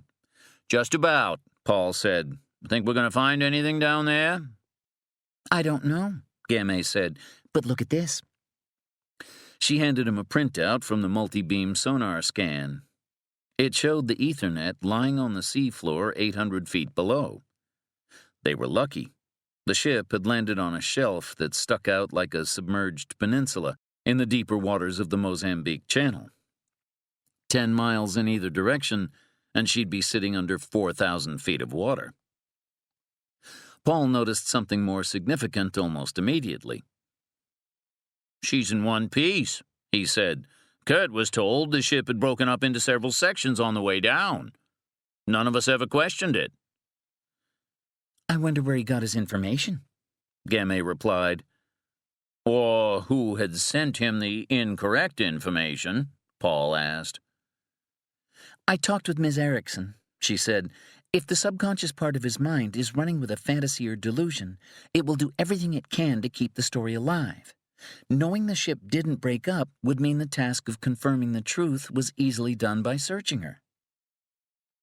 Then it was easy for him to take the report at face value. The delusion couldn't allow that to happen, Paul guessed. I'm told it's fairly common. Paul felt a knot in his stomach. It was hard to fathom one of the people he admired most could be off his game so badly. It made him all the more determined that they should find the answer. Let's get this show on the road, he said. Gamay nodded and made her way to the stairs. I'll be in Scarab 1. I'll monitor you from the control room, Paul said. Be careful. He gave her a kiss and let her go. As Gamay made her way down to the aft deck, Paul took a long look around. He saw nothing but peaceful sea in all directions. Hoping it would stay that way, he stepped inside. With Scarab 1 ready to be hoisted, Gamay climbed in and took a seat on the right-hand side. To her left sat Elena Vasquez, the submersible's pilot. Elena was petite, with short black hair and a mocha-colored complexion. A former Navy diver, she was a recent addition to Numa. While Elena drove the sub, Gamay would handle the undersea communications and operate the mechanical arms, which were outfitted with cutting tools, including acetylene torches and a circular saw with a diamond-tipped carbon steel blade. It could cut through 2-inch armor plate with ease. Attached to the other arm was a small hydraulic wedge, something like the jaws of life that paramedics use to pry open mangled cars on the highway. The plan was simple. Cut open the side of the hull, send a remote swimming camera into the ship, and look for the bodies. Gamay put on a headset and ran through her checklist. Elena did the same thing from her command seat. My board is green, Elena said. Mine too, Gamay replied. She spoke into the headset's microphone. Scarab 1 ready to go. Put us in the water. The hydraulics of the crane went into action, and the 8-ton craft was lifted from the deck and carried over the side of the Condor. With careful precision, it was lowered into the waiting sea. A loud clanking sound and the feeling of the craft settling told them the submersible had been released. Scarab 1, you're clear of the boom, turning you over to control. With that, Paul's voice came on the radio. You're clear to dive. Seconds later, Duke's voice came over the headset with mock indignation. You're cutting in line, Scarab One. I was supposed to go first. You snooze, you lose, Gamay replied. Elena chuckled. Girls rule, boys drool, she added over the radio. Deploying communications beacon, see you on the bottom. With a calm hand, Elena flicked through a series of switches. Air began to vent from the sub's ballast tanks, and the green seawater swirled up around the clear cockpit, soon engulfing them. Elena engaged the thrusters. With incredible smoothness, the orange vehicle began the long dive. It would be nearly 30 minutes before the bottom would be visible. Gamay switched the exterior lights on as they passed 200 feet. At a depth of almost 800 feet, the seafloor came into view. Scarab One on the floor, Gamay said. Her radio call was transmitted up a fiber-optic cable no thicker than a monofilament fishing line to a small buoy at the surface. The buoy had an antenna that relayed the signal to the Condor. Proceeding to the wreck site. Moments later, the wreck came into view. The Ethernet was sitting on its keel in the silt, almost perfectly upright. There was some crushing damage near the bow, as she'd clearly hit nose first, but little else seemed damaged. We have her in sight, Gamay replied. Front end looks like an accordion. Topside external structures seem fine. Radar mast and antennas are missing, but other than that, she looks like she's on display at a boat show. As they circled around the port side of the Ethernet, Gamay caught sight of lights dropping down through the black water on the starboard side. Duke, is that you? Or are we being visited by UFOs? You can all relax, he replied. The Duke is on the job. Gamay rolled her eyes. Glad you could join us. We'll work the port side, you work the starboard. That way we keep our comm lines from getting tangled. Roger that, Duke replied. Elena turned to Gamay. Where do you want to start? Let's go in up top, Gamay said. That's where Westgate said his wife and kids were waiting. It's also where Kurt may or may not have seen them. Elena nodded and rotated the thrusters. The Scarab rose up along the side of the hull, moving slowly toward the shattered windows of the bridge. We could put the camera in through the window, Elena suggested. I don't like the look of all that glass, Gamay said. If it cuts the wire, we'll lose the swimmer. Let's pull the door off. Elena nodded and operated the control column and thrust lever with the skill of a fighter pilot. She focused one of the spotlights on the hatch. It was slightly ajar. When Elena brought the Scarab in close enough, Gamay was able to grasp it with one of the sub's claws. A few pulls told her it was stuck. We're going to have to cut it loose, she said. The sub began drifting back. We're caught in a cross-current swirling over the superstructure, Elena explained. Can you compensate? With ease. As they repositioned, Duke's voice came over the radio. This side is in fairly good shape. No sign of damage that couldn't be attributed to hitting the bottom. Continuing inspection. By now, Elena had repositioned the sub, and Gamay was ready with the cutting torch. With a snap and sizzle, the acetylene torch flared to life. A stream of bubbles flowed toward the surface. They cut through the hinges and grasped the door with a gripper handle. With a light pull, Gamay drew the heavy steel door back, and it toppled slowly onto the deck with a muted thump. Releasing camera, Gamay said. In a moment, the Scarab's little swimming camera was heading inside the sunken yacht. It had its own spotlight and power source, but was tethered to the Scarab by a thin fiber-optic line through which the camera feed was relayed. The bridge is filled with debris, she noted. She directed the camera to pan and scan, and soon they had a 360 swathe of everything on the bridge. The glass wall, which Kurt had seen, was still in place, though it was covered with a network of cracks. Looks like a Pennsylvania road map, she noted. Between the damage and the thin film of slime that had grown upon it, they could not see through it. Have to go around, Gamay said. An open hatchway suggested a possible route, and Game sent the camera in that direction. "Weird that all the hatches are open." This came from Paul, who was seeing the same video feed as they were. "Considering that the ship was in distress and going down, all the watertight doors should have been shut." As Game directed the small camera toward the hatch, Duke chimed in. "Got something over here, Condor. Seacocks for the engine cooling system appear to be open." If the ship was taking on water, those should have been closed as well, Game replied. "My thoughts exactly," Duke said. "Heading to the stern." Game guided the camera into the main salon. She couldn't bring herself to hope they'd find a drowned woman and her children, not even if it meant the end of the mystery. "Scoping out the salon now," she said. Like the bridge, the main salon was filled with debris. The heavier items remained on the floor. The buoyant items, cushions, life vests, plastic bottles, and bins, floated around the ceiling. She had to guide the camera beneath them, like flying under a cloud layer. Fortunately, they were deep enough that little algae could grow, but there was plenty of silt in the water, courtesy of the Mozambique current and the snow falling from above. And despite the fact that the camera's thrusters were tiny, they stirred it up with each maneuver. Duke came on the line again. "Got a gaping hole at the stern end." "Impact or explosion?" Paul asked from above. "I'd say neither," Duke replied. "The edges are too sharp. It almost looks like an entire plate is missing from the hull.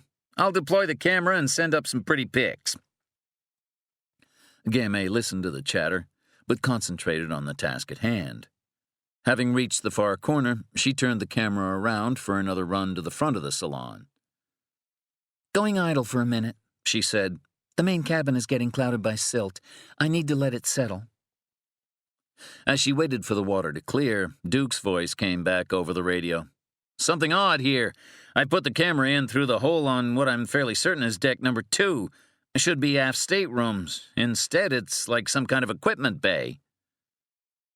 "Better check the schematics," Elena said. "Knowing Duke, he's cut into the wrong deck." Game tapped the computer screen in front of her and brought up the structural drawings of the ship. Numa had downloaded them from the manufacturer. It showed a storeroom above the keel, then cabins on deck 2, then a lounge at the top. "There's a cradle in here," Duke said. "It's fairly strong rigging, clearly designed to support something heavy. I see a watertight door at the far end. There's something written on the door. Trying to get close enough to read it."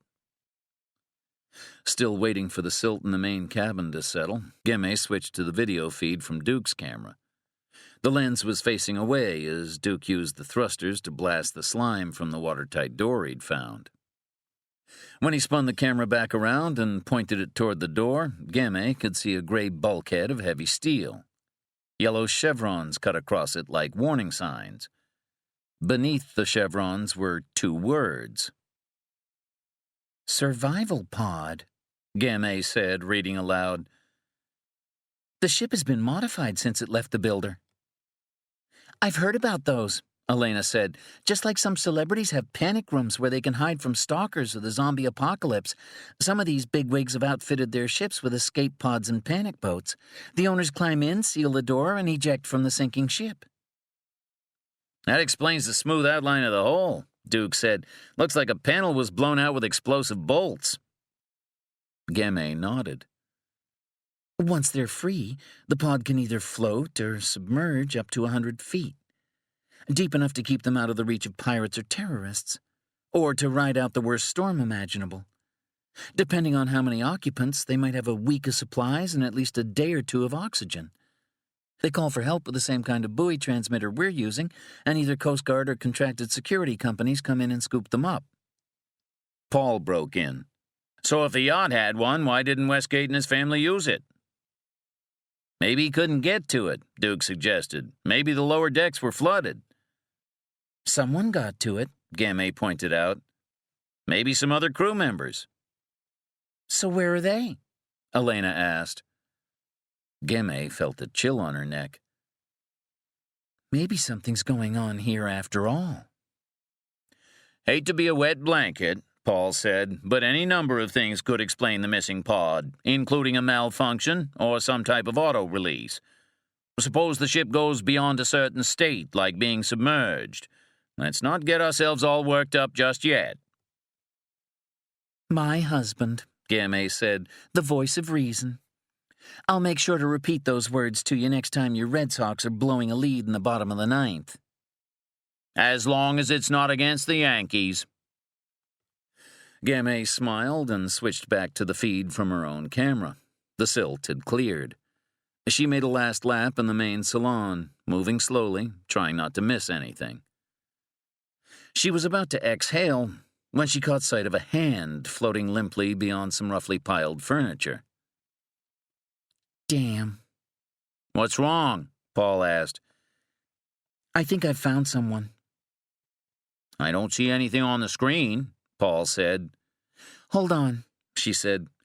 Looks like everything that wasn't nailed or tied down slid forward into one side as the yacht sank. I have to maneuver around a pile of junk.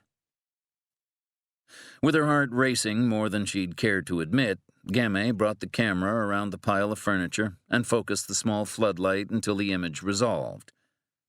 And she could clearly see a body, bloated by the water and trapped by the piled furniture, come into view. I hate to say it, Elena whispered, but that man didn't drown. No, Gamay agreed. By the look of things, he never got the chance. Despite the damaging effects of the salt water, 3 bullet holes in his chest were clearly visible. Chapter 24. 800 feet above the sunken yacht, Paul stared at a computer screen that was displaying the view from Gamay's camera. The bullet wounds were unmistakable. Pressing a button, he froze the image and emailed it directly to Dirk Pitt. He pulled the freestanding microphone closer to his mouth. Keep searching, he said. Be meticulous.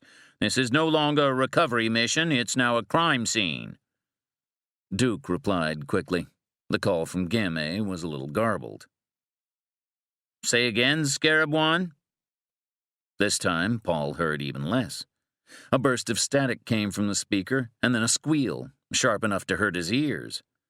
Paul clicked the transmit button. Gamay, do you read? He waited. Gamay? Elena? He called across the control room to another member of the team. Oscar, do you have their telemetry? Oscar was flicking through screens of his own. Nothing, he said. I'm getting a signal from the buoy, but no data from Scarab One. Paul grabbed the microphone again. Duke, do you read me? Loud and clear.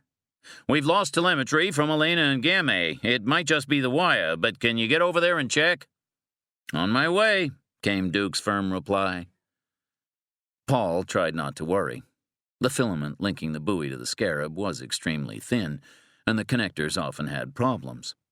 But he didn't like losing contact with his wife when there was 800 feet of crushing water between them. Paul drummed his fingers on the desk as he waited. He tapped the refresh key on the computer, hoping the data from Gamay's sub would pop up once again. It didn't. Come on, Duke, he whispered to himself. Let's not dawdle. A flutter ran through the screen, and Paul hoped the image was about to reappear. Instead, the screen froze and went black. What in the world? At the same time, the overhead lights went dark. All around, the little green LEDs on the computer towers and keyboards went out, and Paul could hear the sound of the ventilating system shutting down. A group of battery-powered emergency lights came on. What's happening? Oscar called from the other side of the console. Paul looked around. Without the fans blowing, the air went still. He clicked the microphone transmit button a few times, but to no avail. Looks like someone forgot to pay the electric bill. With the AC units off, it got stuffy in the tiny control room very quickly. Paul stepped over to the intercom, but it too was dead. He cracked the door. The gangway was dark. Stay here, he said to Oscar. I'm going to find out what's going on. Paul slipped through the door and down the hall. Aside from the emergency lights, every compartment was dark. The engines were off. The ship was dead in the water. He climbed a ladder amidships and entered the bridge. Only the helmsman was there. "What's going on?" "Power's out all over the ship." "I can see that," Paul said. "Does anyone know why?" "Captain went to check with the chief," the helmsman said. "Main electrical bus went out, followed by the backup. All systems are dead." Paul was about to turn and head for engineering when he felt a subtle vibration travel through the hull. The engines and auxiliary power unit were coming back on. "Thank goodness for small favors," he muttered. He went to the intercom. It was still out. So was the radio. He flicked the light switch. Nothing. As Paul wondered why, he noticed the Condor was beginning to move. Not just holding station in the current, but accelerating. He stepped to the command console. There was power for the display, but as the helmsman tapped various icons on the screen, nothing happened. The ship began to turn, heeling over as if the rudder had been deflected all the way to the stops. "It's not me," the helmsman insisted. He was holding the small wheel that controlled the rudder dead center. The ship continued to accelerate, straightening out and heading due south. They continued to pick up speed. In a moment, the ship was running flat out, racing across the glassy sea and cutting a white swathe away from the two submersibles and the wreck below. A warning light on the console showed the propeller's RPMs reaching maximum and going beyond. "You have to reduce speed," Paul urged. "I'm trying," the helmsman said. "Nothing's working." The RPMs were already 3% beyond the red line. "Why isn't the limiter cutting in?" Another crewman joined them on the bridge and went to the circuit breaker panel. "Hit the override," Paul shouted. "Emergency stop." The helmsman did as Paul ordered. He slammed his palm onto the yellow and red emergency stop button that acted as the override. The ship continued to charge south. It dawned on Paul that the override was just another button to tell the computer to stop doing whatever it was doing. But if the system was faulty or had been corrupted, there was no reason to expect the override to be working correctly. With the RPM still climbing, a shaft failure was possible, or even bearing failure in the engines themselves. "Keep trying," Paul said. "I'm headed to the engine room." From her seat in the cockpit of Scarab 1, Gamay continued transmitting to the Condor. "Paul, do you read me? Come in, Condor?" With no luck, she tried contacting Duke and Scarab 2. "Duke, how's your radio?" There was no response. But seconds later, Scarab 2 appeared, rising over the far side of the wreck like the sun coming up. Gamay saw the thrusters align with the body, and the yellow submersible began to come their way. It moved slowly, its lights aimed oddly downward toward the wreck instead of forward. "The radio must be out," Gamay said to Elena. "I'll flash him," Elena said. "I bet he's been dreaming about that," Gamay joked. Elena smiled and began to toggle the lights, tapping out a quick message in Morse code. Radio out. Scarab 2 continued their way. It eased over the superstructure of the sunken yacht and began descending toward them. The lights finally came up and focused on them, but there was no flashed message in response. Elena shielded her eyes. "Thanks for blinding us, Duke." "He's coming in awfully fast," Gamay said. "Too fast," Elena said. With a flick of her wrist, she put the thrusters in reverse and tried to back out of the way, but Duke's sub bore down on them at full speed and rammed them, cockpit to cockpit. It was a glancing blow, but they were knocked sideways just the same. Gamay felt herself thrown about in the seat. "What's wrong with him?" Elena blurted out, struggling to get control. Gamay looked around. There were no leaks that she could see, no cracks. The Scarabs were certified to depths of 2,000 feet. Their hulls were immensely strong, but the bumper car experience was one she'd rather have on dry ground in an amusement park. She looked out through the clear dome of the cockpit. Scarab 2 was turning around and coming back their way, moving even faster this time. "Something's not right." "What is it?"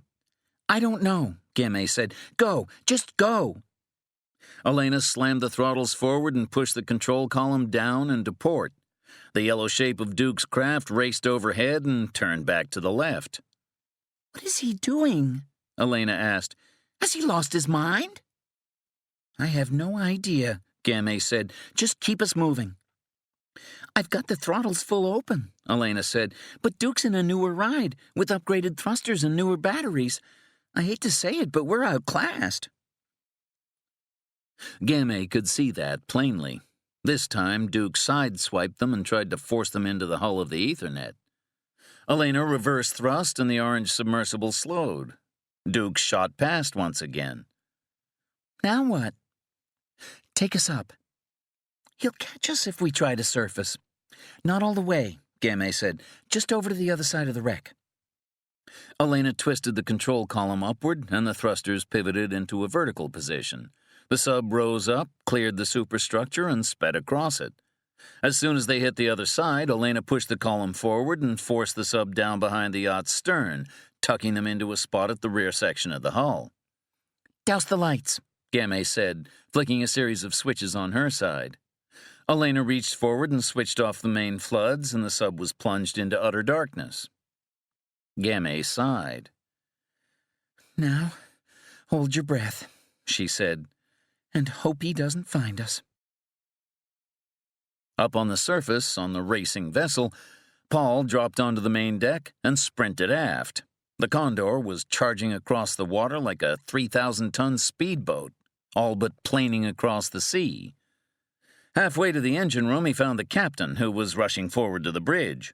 "What in the name of Poseidon are they doing up there?" the captain shouted. "It's not the crew," Paul said. "Something's wrong with the system."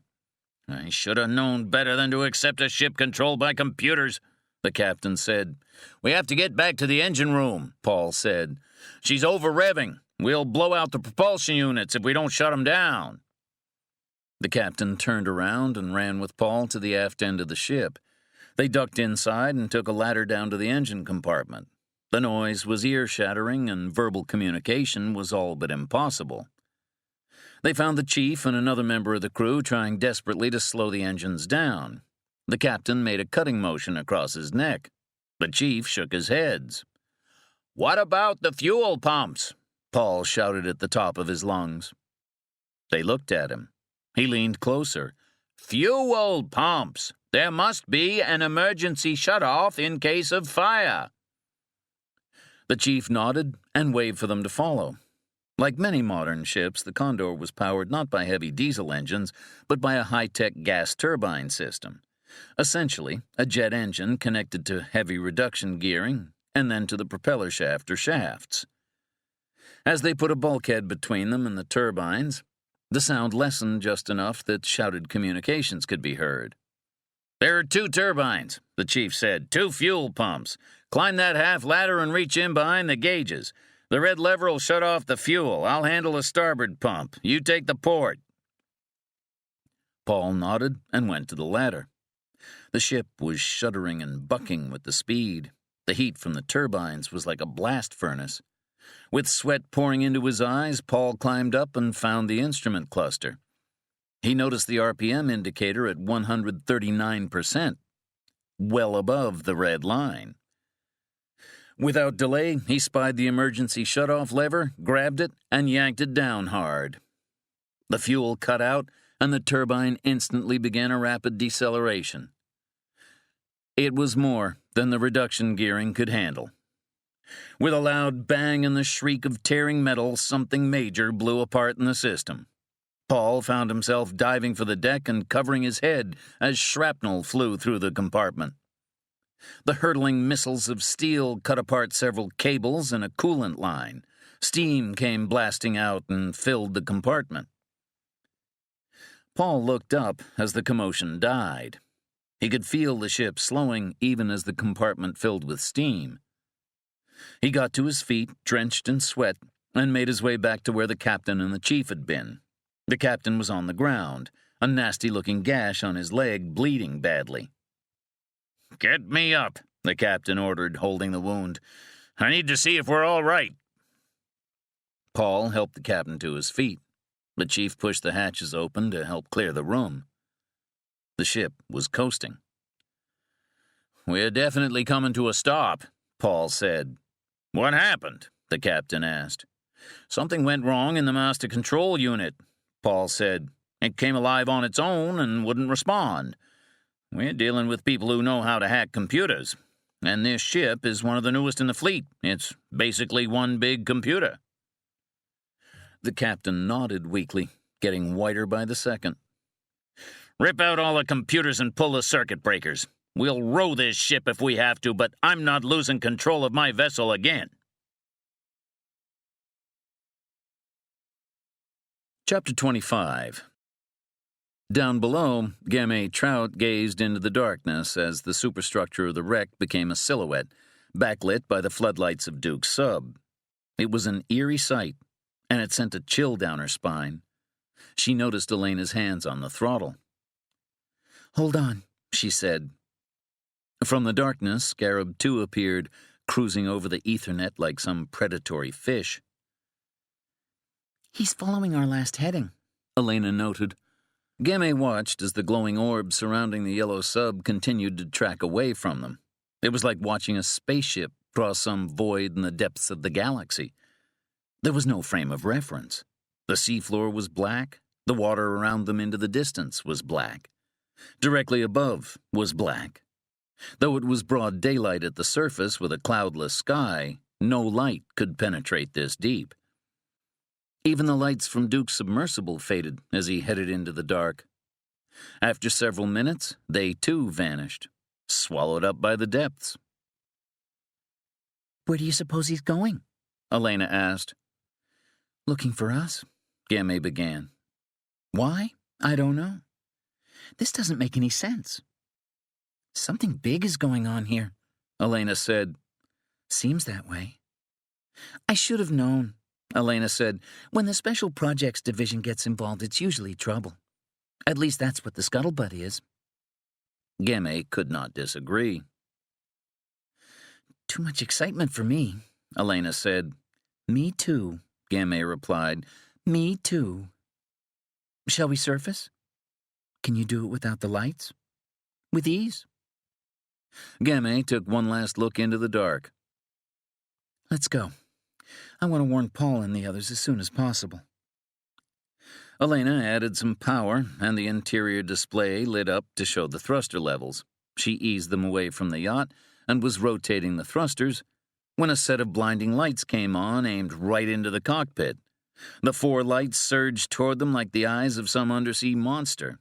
A hideous scraping sound assaulted their ears as the grappling arms of Duke Scarab clamped onto them like great claws. Gamay grabbed her own controls and tried to use the arms of their submersible in defense. But before she could do much, Duke had grasped one of the arms and attacked it with the rotary saw. It snapped off in seconds, and Gamay was left fighting with only one arm. "Use the torch!" Elena shouted. Gamay ignited their acetylene torch and brought it down on Duke's cockpit, planning to burn a hole in the bubble-like canopy. To her surprise, she saw Duke's face in the light, and he looked terrified. He held up his hands, even as his machine continued to shove under the older Scarab backward. "It's not him!" Gamay shouted. "He's not in control!" Instead of torching a hole in the cockpit and killing Duke, she moved the arm to the side and tried to cut off one of his thrusters.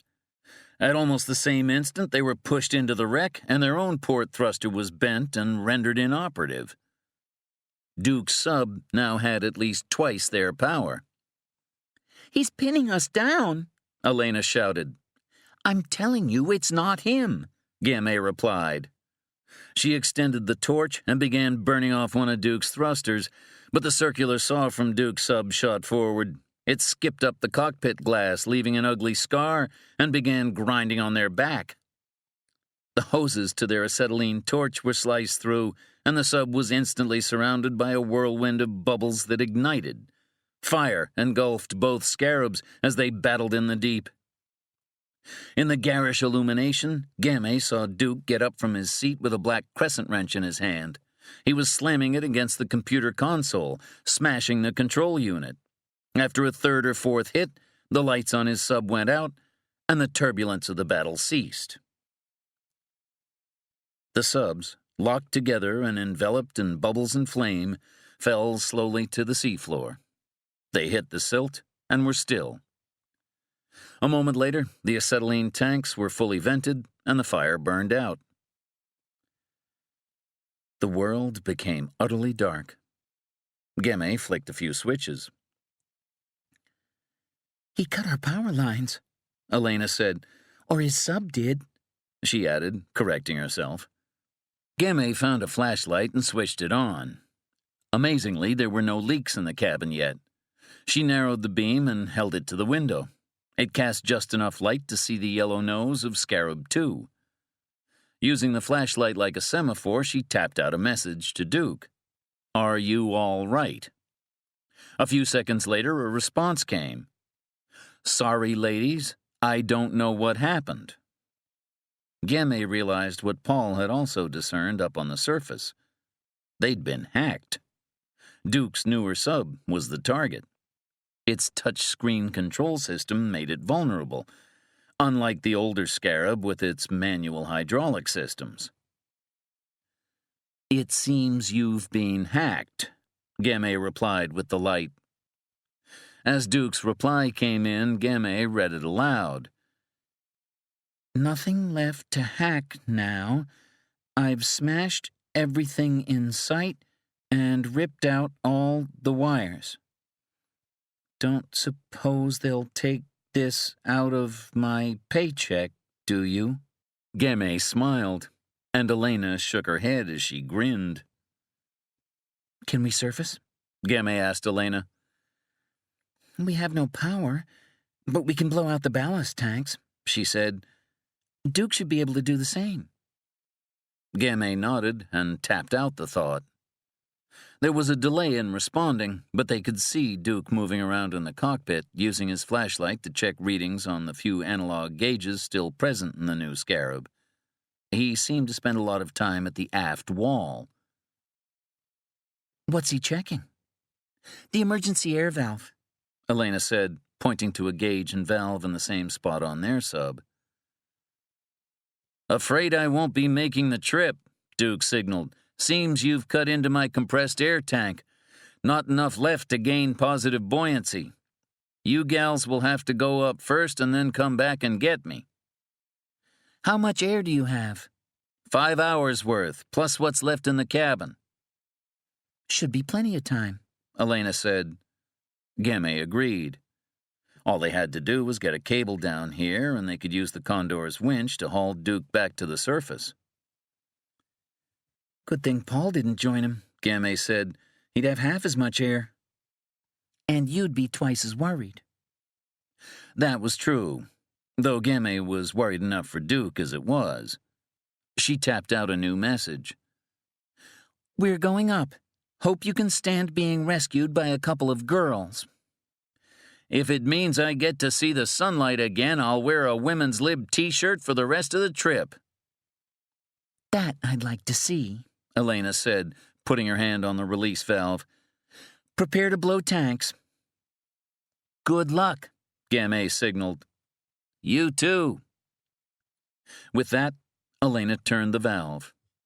A turbulent hissing sound followed as high-pressure air forced its way into the ballast tanks. As the water was forced out, the submersible slowly began to rise. There was a brief pause and some odd metallic clangs as they untangled from Duke's sub, and then they were free and ascending. A few more flashes of light from Duke came forth.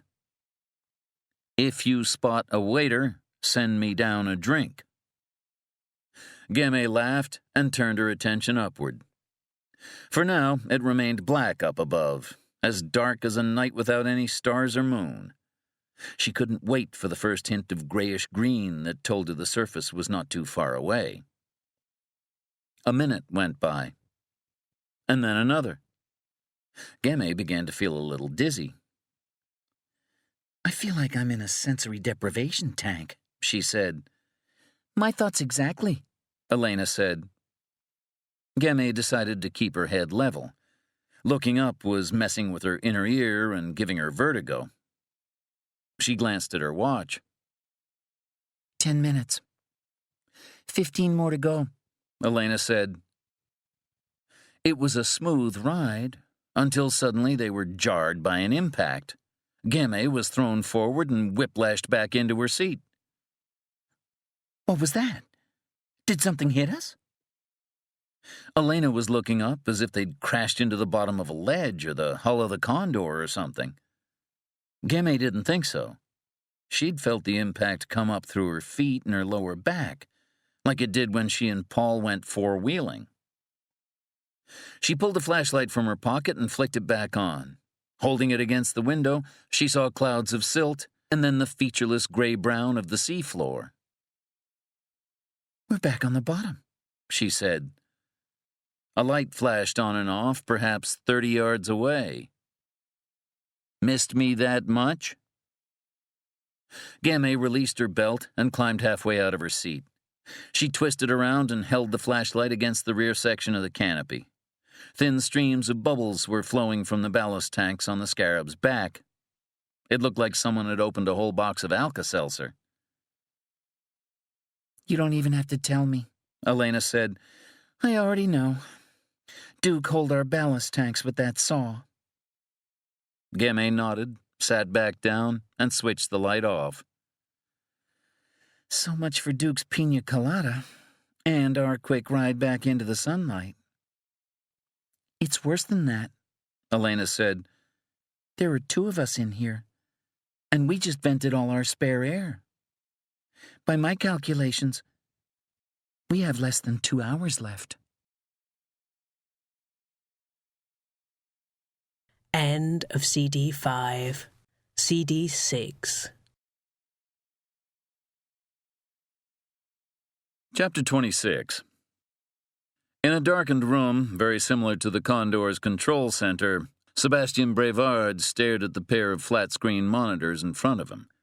He grinned almost maniacally in the cold computer light as Callista tapped away at the keyboard. She looked up. I'm afraid both links are dead, dear brother. Yes, I can see that, he said. We're receiving nothing from either the Numa or the Condor. They'd just watched in living color, via Numa's own cameras, as a virus of Callista's design unleashed chaos in the Numa operation. By hacking a simple navigation update, they'd downloaded viruses on both the Condor and the Scarab.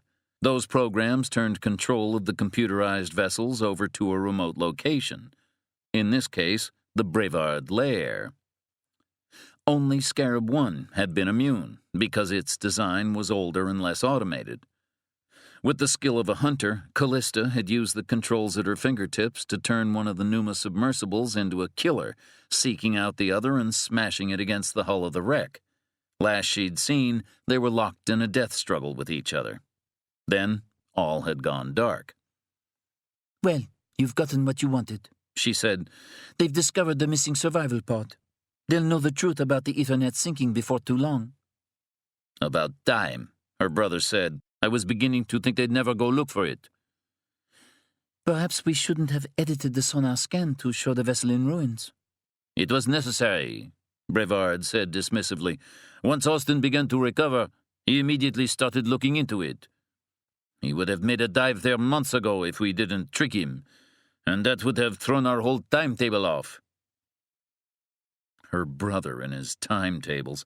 Everything had to be so complicated. Won't they go after Westgate now? Not right away. It will only ratchet up the suspicion. They will begin to investigate from afar, hoping not to alert him. And then? And then we will prod them along with another clue at the appropriate time. One step at a time, she thought. But there was a problem. We have to assume they know they've been hacked at this point. I would hope so, he said. We need them to understand just how vulnerable they are. It will get the gears turning in the minds of the powerful.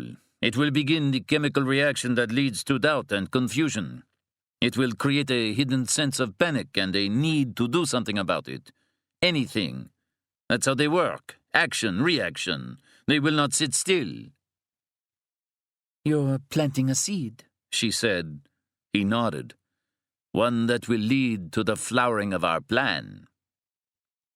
She pushed out from the console, leaned back in her chair, and put her feet up on the desk. Thigh-high boots with stiletto heels landed on the desktop, clipping the keyboard. "I wish you would be careful," he said. She ignored him as usual. Now what? She said. "Acosta is going to trade the hackers to the Korean," he said. "You and Egan are to take a group of the men and make contact with him. If you can bargain for them, then bargain. If not, let the deal go down and swoop in. Most likely, they will lead you right to Sienna Westgate. Bring her back, so we can finish this." Chapter 27. Paul Trout stood on the deck and watched as the Condor's captain was airlifted in the ship's helicopter, the same one that Kurt and Joe had been in when they discovered the Ethernet sinking 3 months before. The captain objected to leaving, but the ship's doctor confirmed that a major artery had been nicked in his leg. He was lucky not to have bled out, and he needed surgery quickly. Having lost so much blood, the captain was too weak to argue. "Take care of my ship," he'd said to Paul as they'd loaded him on board. As the helicopter disappeared toward the west, the Condor's chief came up to Paul. "I guess you're in command now." "Lucky me," Paul said. "What's our condition?" "All systems are offline," he said. "We're dead in the water." "At least we're not going anywhere," Paul muttered. "What do you want to do about the subs?" Paul glanced at his watch. "It's been 45 minutes. Standard NUMA protocol requires underwater operations to be aborted if communications with the surface vessel are lost and not re-established within 30. "I've had men on watch," the chief said. "No sign of them yet." Paul nodded, silently worried. "Can you get our systems back up and running?" The chief took off his cap and scratched at his scalp. "Starboard engine survived the emergency shutdown. We could restart it, but only if we bring the propulsion control unit and the main computer back online." Paul shook his head. "Find another way," he said. "No computers." "How?" "I don't know," Paul said. "How does Mr. Scott always get the Enterprise restarted when the dilithium crystals fail?" The chief exhaled sharply and headed back to the engine room, grumbling something about the Condor not being a spaceship, but Paul was confident he'd figure something out. In the meantime, Paul turned his attention to the sea. He made his way to the rail, brought a set of binoculars to his eyes, and scanned the water himself. There was no sign of the submersibles. The Scarabs should have been on the surface by now, firing off location flares. The fact that they weren't suggested a problem. He brought up a handheld radio, the only form of electronic communication left on the ship. "Marcus, this is Paul," he said, calling the engineer in charge of the Condor's submersibles. "Go ahead, Paul." "The Scarabs are overdue. I want to go look for them. What else do we have on board?" "A small ROV and the ADS." ADS stood for Atmospheric Diving Suit, made of hard-plated metal and used for taking a single diver to great depths. They were often worn by divers working on pipelines and oceanic cables. The most famous of the various ADS designs were the bulky gym suits of the 80s and 90s. NUMA's ADS was a more modern design, still bulky and robotic-looking, but it came with its own thruster pack like a NASA suit designed for walking in space. "Does the ADS have any kind of computer interface?" Paul asked. "No," Marcus replied. "Why?" "No reason," Paul said. "Get it ready. I'm going down." Inside Scarab 1. Somebody will come, Gamay said with determination. Paul won't leave us down here. Elena nodded grimly and stared into the black. I don't want to die, she said. Who does? Gamay replied. Elaine smiled at that, but it faded quickly. What could be taking them so long, Gamay wondered. They had to know by the lack of communications that something had gone wrong. They had to have known for at least 2 hours. To conserve air, they hadn't moved and had barely spoken. But the silence made it torture, and the minutes felt like hours. Gamay was aware of every little creak and groan, and she nearly jumped out of her skin when the hull reverberated with a bang. Looking up, she saw a modicum of light through the frost. Excitedly, she reached forward and scraped it off with the palm of her hand. She saw nothing at first, and then recognized the Condor's ADS. She grabbed the flashlight, switched it on, and signaled to the diver that they were alive but freezing and running out of air. In response, the diver began to tap on the hull. "Don't worry, saving you is on my honey-do list for today." It's Paul, she said with a sigh of relief. He continued to tap. "Get ready to be reeled in. You first, then Duke." Thank you, she tapped out. You are my knight in shining armor. Paul flashed his lights a few times and moved to the side. Only now did she see the ROV beside Paul, a high-strength cable gripped in one claw. Showing surprising dexterity for a man with giant metal pincers for hands, Paul hooked the cable to the Scarab's pickup bar and stepped away. The cable went taut, and the Scarab began to rise once again. This time it continued upward, hauled by the winch for 30 solid minutes, until it broke the surface at the aft end of the Condor. Thrilled to be on the surface, Gamay and Elena were both surprised not to be lifted aboard, and instead only secured to the side of the ship. What's going on? Gamay asked as she climbed out of the hatch. "Technical difficulties," the chief replied. "Sorry it took us so long to get you, but we've had our own problems." Gamay smelled smoke and noticed that portable generators were rumbling beside the winch that had just hauled them from the seafloor. The cable was spooling out so that it could be hooked to Duke's stricken sub. "We've had to jerry-rig everything," the chief said. "We're operating on one engine, and the men are controlling it by hand. If it gets any worse, we'll be sewing the bedsheets into a sail." Something told Gamay it wouldn't get that far, but she wouldn't leave the deck until Paul surfaced with Duke's Scarab beside him.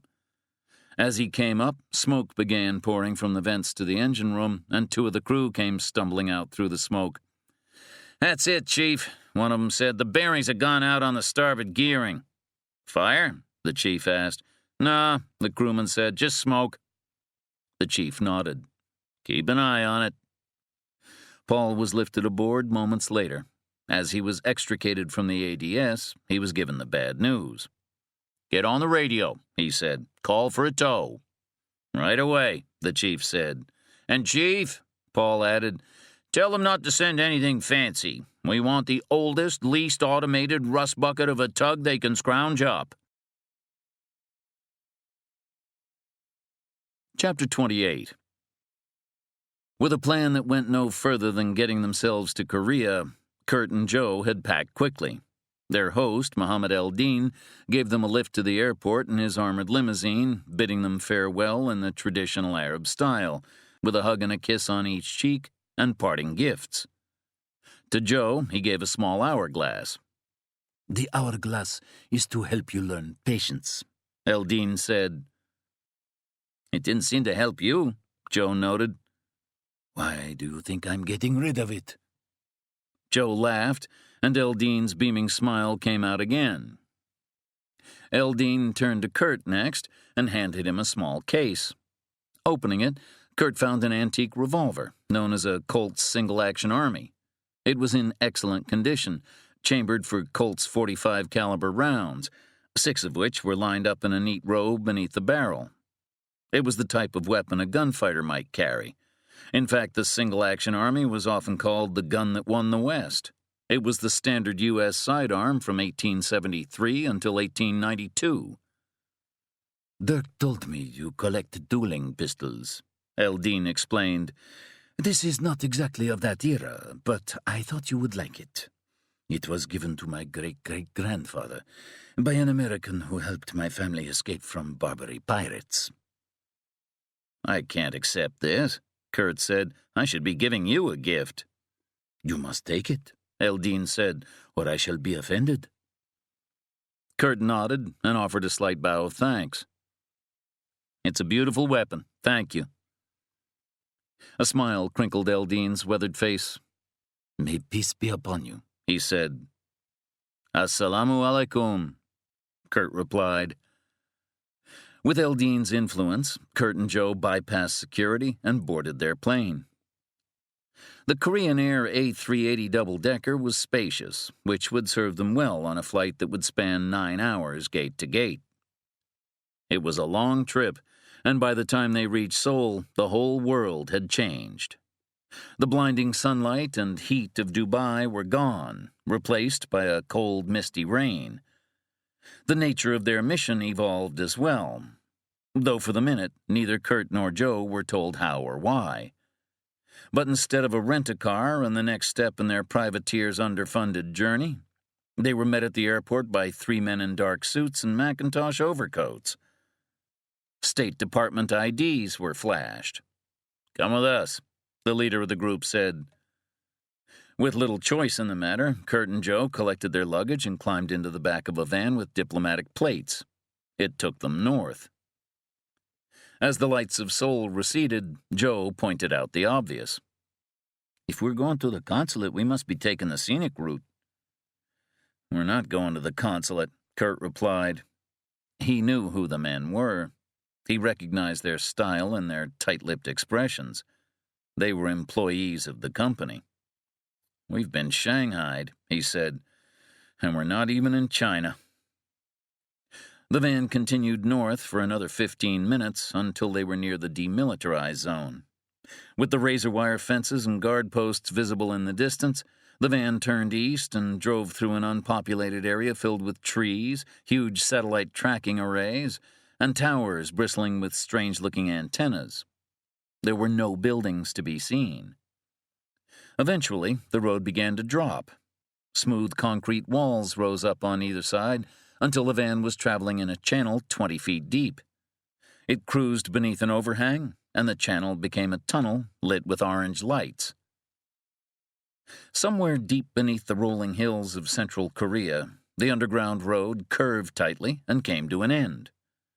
A huge steel door opened and let them into a parking area. They were escorted from the van and led to a command center. Inside, 2 men were talking. Both looked rather haggard, but in different ways. The first was a Korean colonel in military dress. The second figure was an American. He reminded Kurt of a businessman staying late at the office to finish a big project. He wore a white dress shirt with rolled-up sleeves and a loosened red tie. His jacket rested on the back of the chair next to him. "I suppose you two are wondering why you're here and not at the Ritz-Carlton," he said. "Actually, we booked the Hilton," Kurt replied, "though it didn't quite look like this on the brochure." A weary grin came across the table. "My name is Tim Hale," the American replied. "I'm the CIA station chief of the DMZ. This is Colonel Hyun-Min Lee, a deputy director of security for the South Korean National Intelligence Service." All 4 men shook hands and sat down. "We know who you're looking for," Hale explained. "We know why. And we want to help." "Why?" Kurt asked. "What's changed?" "Your friends at Numa dove on the wreck of the Ethernet," Hale said. "And?" "No sign of Sienna Westgate or her children." "That doesn't surprise me," Kurt said, considering the shape of the wreck. "When a vessel breaks up on the way down—" "That's the interesting part," Hale said, cutting Kurt off. "The Ethernet is sitting on the bottom in one solid piece." Kurt narrowed his gaze. He suddenly felt confused. He'd seen the sonar scan. The ship had come apart. Hale explained what they'd learned. "The report you saw was doctored. Someone tapped into the South African Coast Guard database and changed it. The SACG sent you what they thought was a legitimate file, but you saw what someone wanted you to see." "Why?" "So you wouldn't dive the ship and find what your friends found," Hale said. He went on to explain that 3 bodies were recovered from the ship, 2 members of Westgate's crew and his personal bodyguard. He also told Kurt what had happened to the Condor and the submersibles. "To hack both of those systems and gain such control is quite a feat," he said, especially considering Numa has stringent safeguards in place. Obviously not enough, Kurt said. We're not sure what is these days, Hale replied. Which leads us to your main suspect, Colonel Lee said. Mr. Tan Rang, head of the Daishan Group, and a man with many sinister connections to generals in North Korea. Kurt sat dumbfounded. Are you trying to tell me that Tan Rang is a North Korean sleeper agent? No, Lee said. the other way around. Tan Rang is interested in the inevitable day when North and South finally re-embrace in reunification. His corporation has spent years buying up ancient deeds to land in the North. His deeds are worthless, of course, but if unification ever comes about, he will have some amount of standing to claim nearly 1/3 of the land in North Korea. To bolster his claims, he spent years currying favor with the generals and others who float just below the level of the glorious leader Kim Jong-un. If change ever comes, these friends of his will be the first to benefit, just as the ardent defenders of communism in the old Soviet Union awarded themselves the vast majority of state-run industries as soon as the country turned to capitalism. What does he give them? Joe asked. Cold hard cash, high-tech machinery, and advanced software, Lee said. And possibly well-known programmers and hackers, Hale added. In exchange for nearly worthless land? Kurt asked. Much of it lies above proven reserves of minerals, Colonel Lee said, and Tan Rang has already shown a knack for taking played-out mines and increasing their production, in many cases to record levels. He would no doubt be very successful if his scheme ever came to pass. Joe held his phone up, bringing it close to his mouth like a pocket recorder. Note to self, invest retirement nest egg in Daishan Group. I wouldn't go that far, Hale said. We don't see anything happening for a long, long time. Joe brought the phone back up. Cancel note to self. Kurt laughed. I get it. You want us to do some dirty work. The question is, can you get me into North Korea? No, Hale said. You wouldn't last 5 minutes there if we could. Then what? Tan Rang is having an elegant reception for his business partners, Colonel Lee explained. There will be wine, women, and song, as you Americans like to say. Most important, there will be a guest arriving and delivering a very important package. I believe you know the man. Fortunately, he doesn't know you. At least not by sight. Acosta, Kurt said with disgust. He's bringing the other hackers, Joe guessed. Exactly, Hale said. He will exchange them for a large sum of diamonds and a painting by one of the masters. Kurt's mind was running now. For such an exchange to happen, both items would need to be verified. Hale said, Acosta isn't interested in getting a fake, and Tan Rang isn't interested in delivering a couple of dupes to his friends in the North. They'll both need experts to make sure the goods are bona fide. Tan Rang will use several techs from his company to give the prospective hackers a final exam of sorts. Most likely they'll be given a complex code and asked to break it, and then perhaps a secondary task of inserting a program through a sophisticated firewall. In the meantime, Acosta will be examining the painting, and that's where we get our chance. You see, Acosta holds himself out as a big-time collector, but he knows less about art than he pretends. Far less. To make sure he's not swindled, he's arranged for a legitimate expert named Solano to go with him. For a healthy fee, Solano will verify what is no doubt a stolen work of art to begin with. It's all a very sordid business. What do you want us to do? Kurt asked. Mr. Zavala here will pose as our friend Solano, who hails from Madrid. They're the same build, almost the same height. With a little makeup and subtle lifts in his shoes, Joe will be the spitting image of the wayward art expert. What if Acosta figures it out?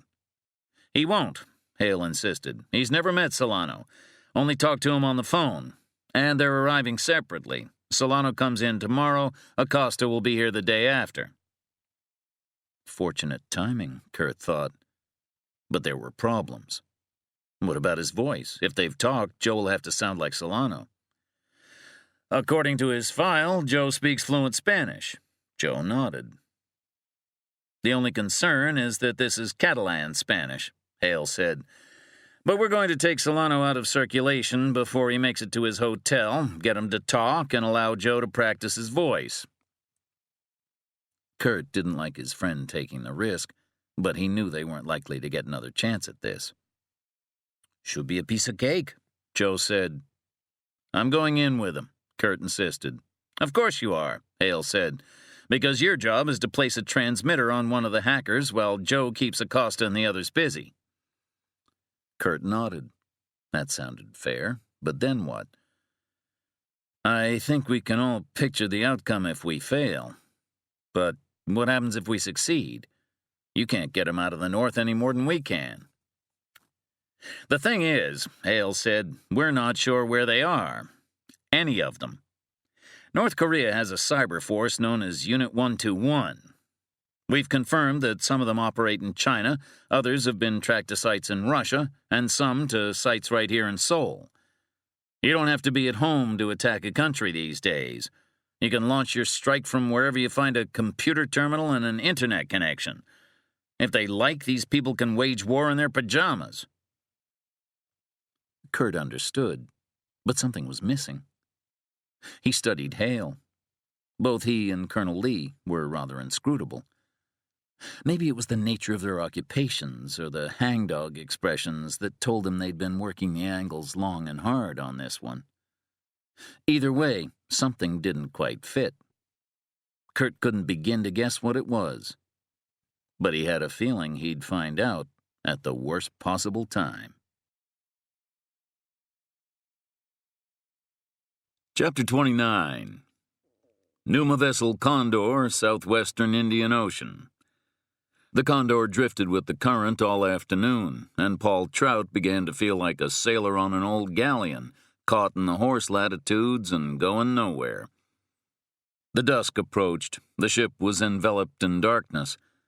The chief and his men rigged up an auxiliary unit that brought power back to the desalinization and ventilation systems, but because the unit was relatively small compared to the need of the ship, most of the lights were kept off and the HVAC processors were run at the lowest settings. As a result, the interior of the ship was a sweatbox, and those who didn't have to be inside congregated on various parts of the deck. Paul considered himself fortunate to be on the bridge wing with Game. What a beautiful night, she said. It really is, he replied. There was a soft southerly breeze, just enough to keep the humidity from being oppressive. Maybe there's something to be said for the old ways, she added. No hum of machinery, no annoying computers telling us a new message has arrived. She put an arm around his waist and pulled closer. I wouldn't mind a candlelight dinner if you've got nothing else planned. Paul cocked his head at her. Are you getting romantic on me? She huffed and pushed him away. If you have to ask, I must be doing it wrong. He pulled her back to his side. No, you're doing fine, he said. Now, where were we? Too late, she said. The moment is past. If it wasn't already gone, the appearance of a crewman sweating through his T-shirt sent it packing for good. Sorry to interrupt, but we're picking up something on radar. I thought the radar was out, Game replied. Paul shook his head. Considering our predicament, I thought it would be wise to know what's going on around us. I had the chief power up the short-range unit. Do you want to take a look? The crewman asked. Paul nodded, and both he and Game entered the semi-darkened bridge. Any chance it's the tug? Game asked. No, ma'am, the crewman replied. Target is to the east. Tug will be coming in from the west. By our estimates, she's a good 4 hours away. Paul stepped over to the radar scope. What's the range? 46 miles. That's pretty much the maximum range of the system on this power setting. What's her course and speed? Maybe we can hail her. That's just it, the crewman said. She has no course and speed. The target has been intermittent, appearing and disappearing. For the last hour, there was nothing there, and we thought whoever it was had moved on, but then it came back in the same relative position. But we're drifting, Paul said. Even if she was sitting still, her bearing should be changing unless she's drifting as well. Or it could be shadowing us at the very limit of our radar coverage, the crewman noted ominously. Has to be a pretty big target to show up that far off, Gamay added. Maybe they're keeping their distance, hoping not to be seen. It was all guesswork, but considering what they'd already been through, Paul was not interested in giving anyone or anything the benefit of the doubt. When's the helicopter due back? That's problem number 2, the crewman said. The pilot reported a mechanical failure shortly after leaving Durban. They've had to turn back. The last we heard, they were trying to scrounge up a spare part. But even if they found one right away, we won't have them back until tomorrow morning at the earliest. And the tug is 4 hours off? At least. Paul sighed. Alone on the darkening sea and being watched was not a position he liked being in. Contact HQ on the satellite phone, Paul said. Tell them we might have company. What do you think we should do in the meantime? Gamay asked. Paul was pragmatic. Either hope it's nothing and enjoy the evening, or prepare to repel boarders. Gamay folded her arms across her chest and offered a pout. Guess I'll cancel my plans for a candlelight dinner and go scour the hold for a few rocks and a slingshot. Chapter 30. As the Condor continued to drift, dusk gave way to darkness and the lonely feeling of isolation. The ship, normally a hub of activity, was quiet as the crew prepared to fight if necessary. But the feared boarders never materialized, and Paul began to wonder if they'd read suspicious intentions into a harmless situation. Any change? He asked the radar operator as he stepped onto the bridge. No, sir, the crewman replied. Whoever they are, they've drifted along with us for the past 3 hours. Sensing the danger had passed, especially with the tug only an hour away, Paul had a new idea. We have a high-speed launch on this boat, don't we? An FRC, the crewman replied. Fast rescue craft. Good, Paul said. Have it ready. I'm going to take it out and investigate our mystery contact. Not without me, you won't, a voice insisted from behind him. Paul turned to see Gamay in the doorway. Wouldn't dream of it, he said. In fact, I think we should make it a double date. Bring Duke and Elena. Shortly thereafter, the 4 of them were aboard the quickest of Condor's motorized launches, a sleek machine constructed by the Dutch Special Marine Group. In design, the 30-foot boat looked like a police river cruiser on steroids, with a high bow, an open deck, and a centralized control console and navigation mast. Powered by a throaty Volvo water jet, it raced across the waves at 40 knots. Paul stood at the bow with Gamay, while Duke handled the controls, and Elena prepared a raft of weapons obtained from the Condor's arms locker, just in case they were needed. Navigating from Dead Reckoning, Duke offered an update. We should be close enough to see the target in a few minutes, he said, assuming she has any sort of running lights on. Peering through the darkness, Paul nodded. He saw nothing yet. What's our plan when we arrive? Gamay asked. Plan? Paul asked. Plan, Gamay repeated. You know, that thing you come up with in advance so you can throw it out the window when everything goes haywire? Oh, yeah, Paul said. I figure we encircle the target, and should it be a threat, talk the captain into surrendering. Gamay sighed. Yep, she said. That'll go right out the window. Paul chuckled at his wife's concern. I don't think we're dealing with anything hostile, he said. I think we're going to find another ship in distress like our own. Then why do we all have weapons? Elena asked. She held a pistol. 2 AR-15s rested on the deck. Paul and Gamay would carry the rifles. For the inevitable moment when my guess turns out to be wrong, Paul deadpanned. As the FRC raced on through the darkness, the radio squawked with a barely audible signal as the chief called them. FRC, this is Condor. You've gone off the scope. We're not reading your signature anymore. Based on course and speed, you should be rounding third and heading for home. The transmission was coded in simple terms in case anyone was listening. Rounding third told Paul that they were about 3 miles from the target. He grabbed the microphone. Are you holding us up or waving us on? No sign of outfielders ready to throw home, the chief replied. Keep on running. We'll go, Paul said. He put the radio down. Coast is clear, he told the others. So thought the mouse as she raced for the cheese, said Game. Paul returned to the bow, watching and waiting. She must be running dark, Game said, or we'd see her lights by now. Have to agree with that, Paul said. He looked up. The waxing moon was 3/4 full and casting a fair amount of light on this cloudless night. Even if the target was running dark, they should have been able to see it. Duke, what's our heading? 095, Duke replied. It should be right in front of us. Maybe it's a ghost, Elena suggested. A ghost, Paul said. Elena rolled her eyes. On the radar, a false return. Paul had to consider that a possibility and began to wonder if they'd made the trip for nothing. He pulled on a set of night vision goggles and stared until he finally saw an outline growing on the horizon. It was low and long and just barely jutting above the calm sea. Dead ahead, he said. At last. The gray bulk of the target began to grow larger, though it was hard to calculate distance in the dark. Cut our speed, Paul said. Give us 10 knots. The roar of the engine dropped down to a heavy purr, and the wind noise lessened as the FRC slowed appreciably. It didn't appear they were dealing with a threat. Paul glanced at Game. So much for a trap, he said. Famous last words.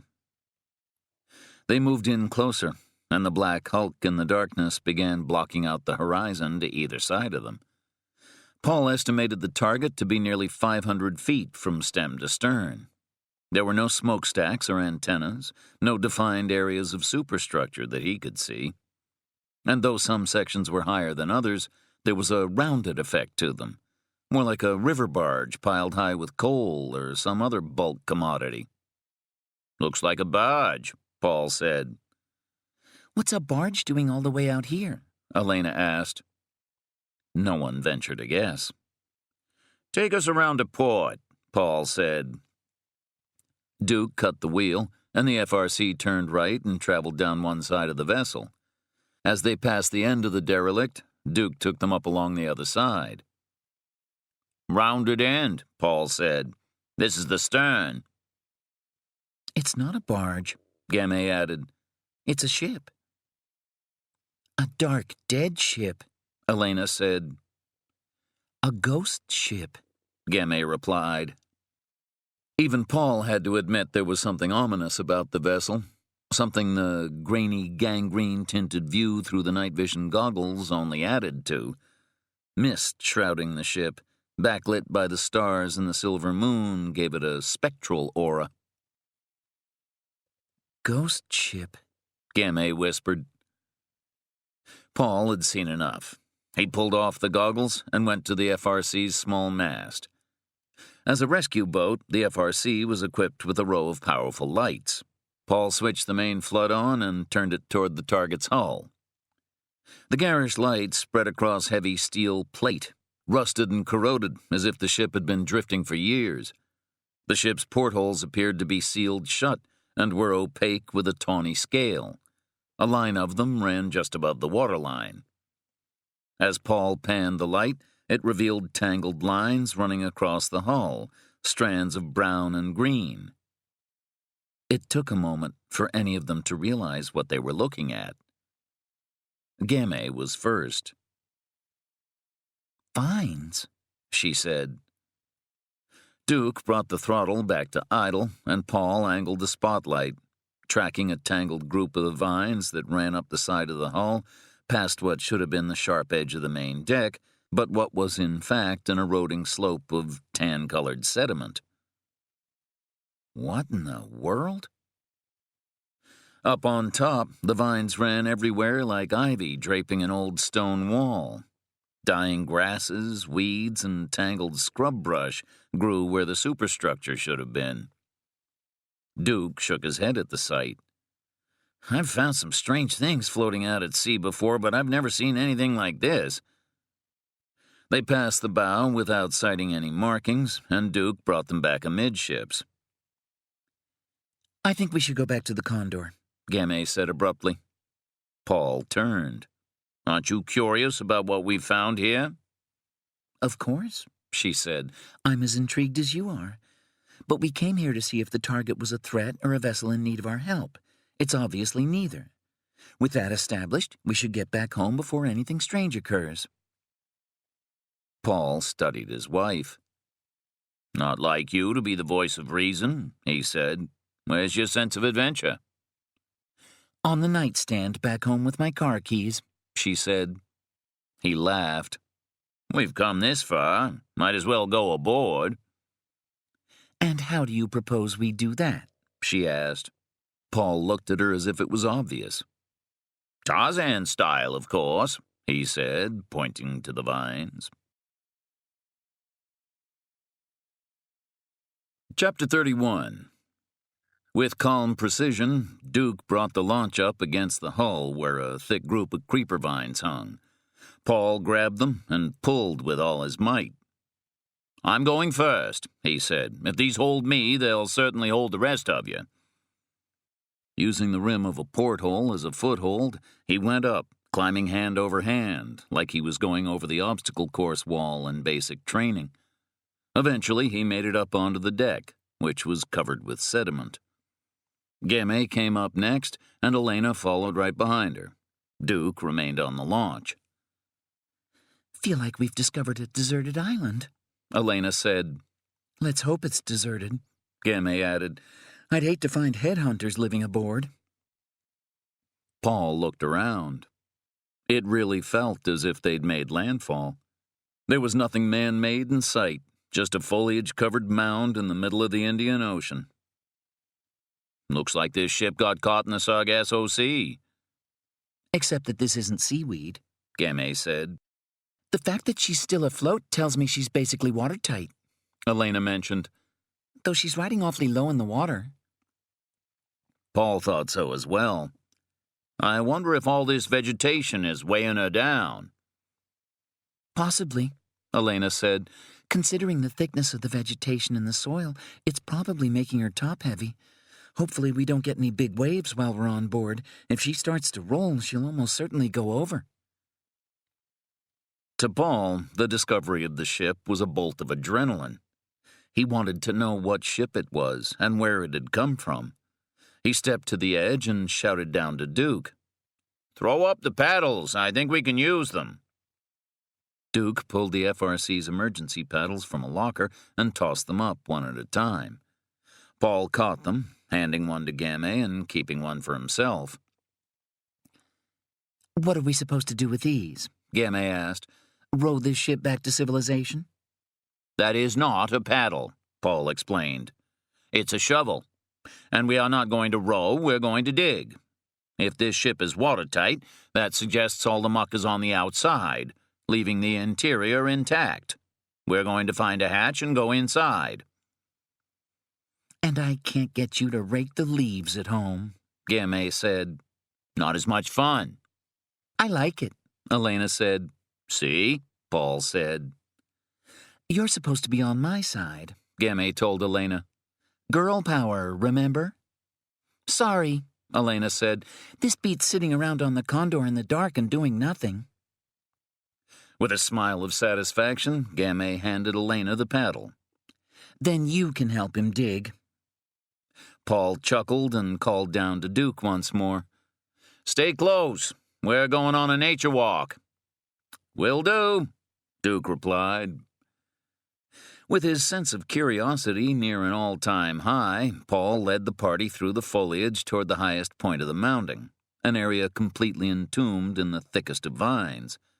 If he was right, the main part of the ship's superstructure was hidden beneath it. Pushing between a pair of wild bushes, he stopped. "Look at this," he said, aiming his flashlight into a tangle of leaves. A huge spider, the size of a child's hand, sat in the middle of an ornate web.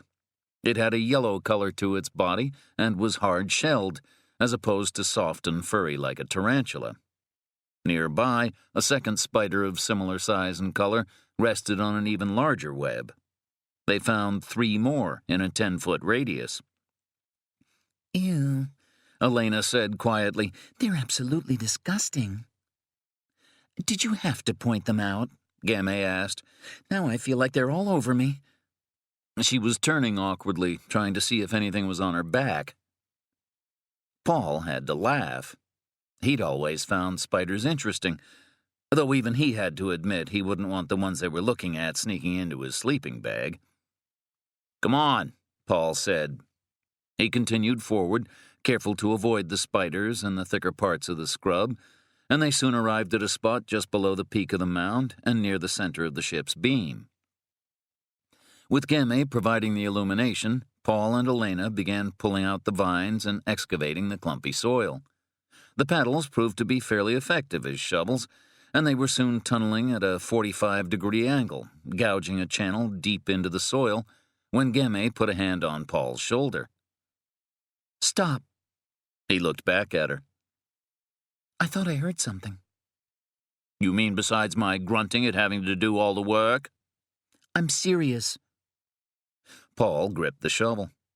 He and Elena still carried sidearms, Ruger SR-9s, made in Prescott, Arizona, but no one seriously thought they'd be needed once they discovered the radar target was an abandoned ship. Gamay used the beam of her light to scan the area. Nothing appeared out of the ordinary.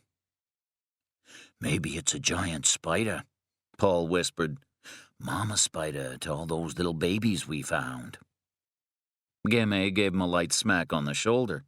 I'm serious. I have a bad feeling about this. Beside them, Elena unlatched the holster strap on her sidearm and put her hand on the grip of the pistol like a gunfighter getting ready to draw. A light breeze rustled the leaves around them and faded away. As it did, Paul heard something too. It was low and raspy, like the sound of labored breathing. It lasted for no more than a few seconds and then ceased. He looked around in the growth, but saw nothing. You heard it too, Gamay said. Didn't you? More like their minds were playing tricks on them, Paul thought. "You two and your ghost ship," he said. "Let's not get all jumpy." Elena nodded and took her hand off the pistol grip. I'm going to keep an eye out for disembodied spirits, Gamay said. Paul nodded, returning to the work at hand. "Especially any that might be interested in digging." With renewed vigor, he continued the excavation. Soon enough, the paddle struck something hard. Brushing the debris away, he spotted the rusted steel plate. "We've hit the wall," he said. "Literally." They widened out the channel and came upon a hatch. Attempting to pry it open was useless, but they continued to dig and uncovered a half-shattered window. Clearing the remaining glass away, Paul looked inside. What do you see? "It's like a cave," Paul said. "The silt has filled most of the room, but farther in it seems to lessen." I'm surprised it isn't filled to the top, Elena said. Paul wondered about that. "Maybe the foliage on the outside became matted at some point. After that, it might have acted like a shell. Although it seems to have let moisture in, the sediment looks smooth and wet, packed down like sand on the beach after the tide recedes." As he panned the beam of the flashlight around, the light seemed to be swallowed up. They were certainly looking into a voluminous space. He stepped back. "Who wants the honor?" Elena shook her head. Gamay did the same, gesturing to the opening. This was your idea. Being as large as he was, Paul did not enjoy cramped spaces. It wasn't true claustrophobia, just a practical sense that tight spaces were not suited for someone his size. But Gamay was right. It was his idea. Stepping back to the opening, he made sure there were no residual shards of glass in the sill, then climbed up and over. "Once more into the breach," he said, to groans from his audience. Squeezing through the gap, Paul made it onto the damp sediment. The soil was compacted and damp. Any spiders? Gamay called out. "Not that I can see." Are you sure? "Positive." With that established, Gamay crawled in after him. To Paul's surprise, Elena came next. You're not leaving me out there on my own, she said. At first, they could only crawl. The sediment in the room had piled up so high that the ceiling was only 3 or 4 feet above their heads. As they moved away from the window, the space spread out and the sediment sloped downward. In one section, small ridges protruded. Paul made his way over to them and started to laugh. What's so funny? Gamay asked. "Remember that candlelight dinner you wanted?" The one I never got? "Well, here's your chance," Paul said. He worked the object out of the silt. It was a rotting chair. "I think we're in the ship's dining room." Gamay chuckled. Somehow, I was hoping for a little more ambiance.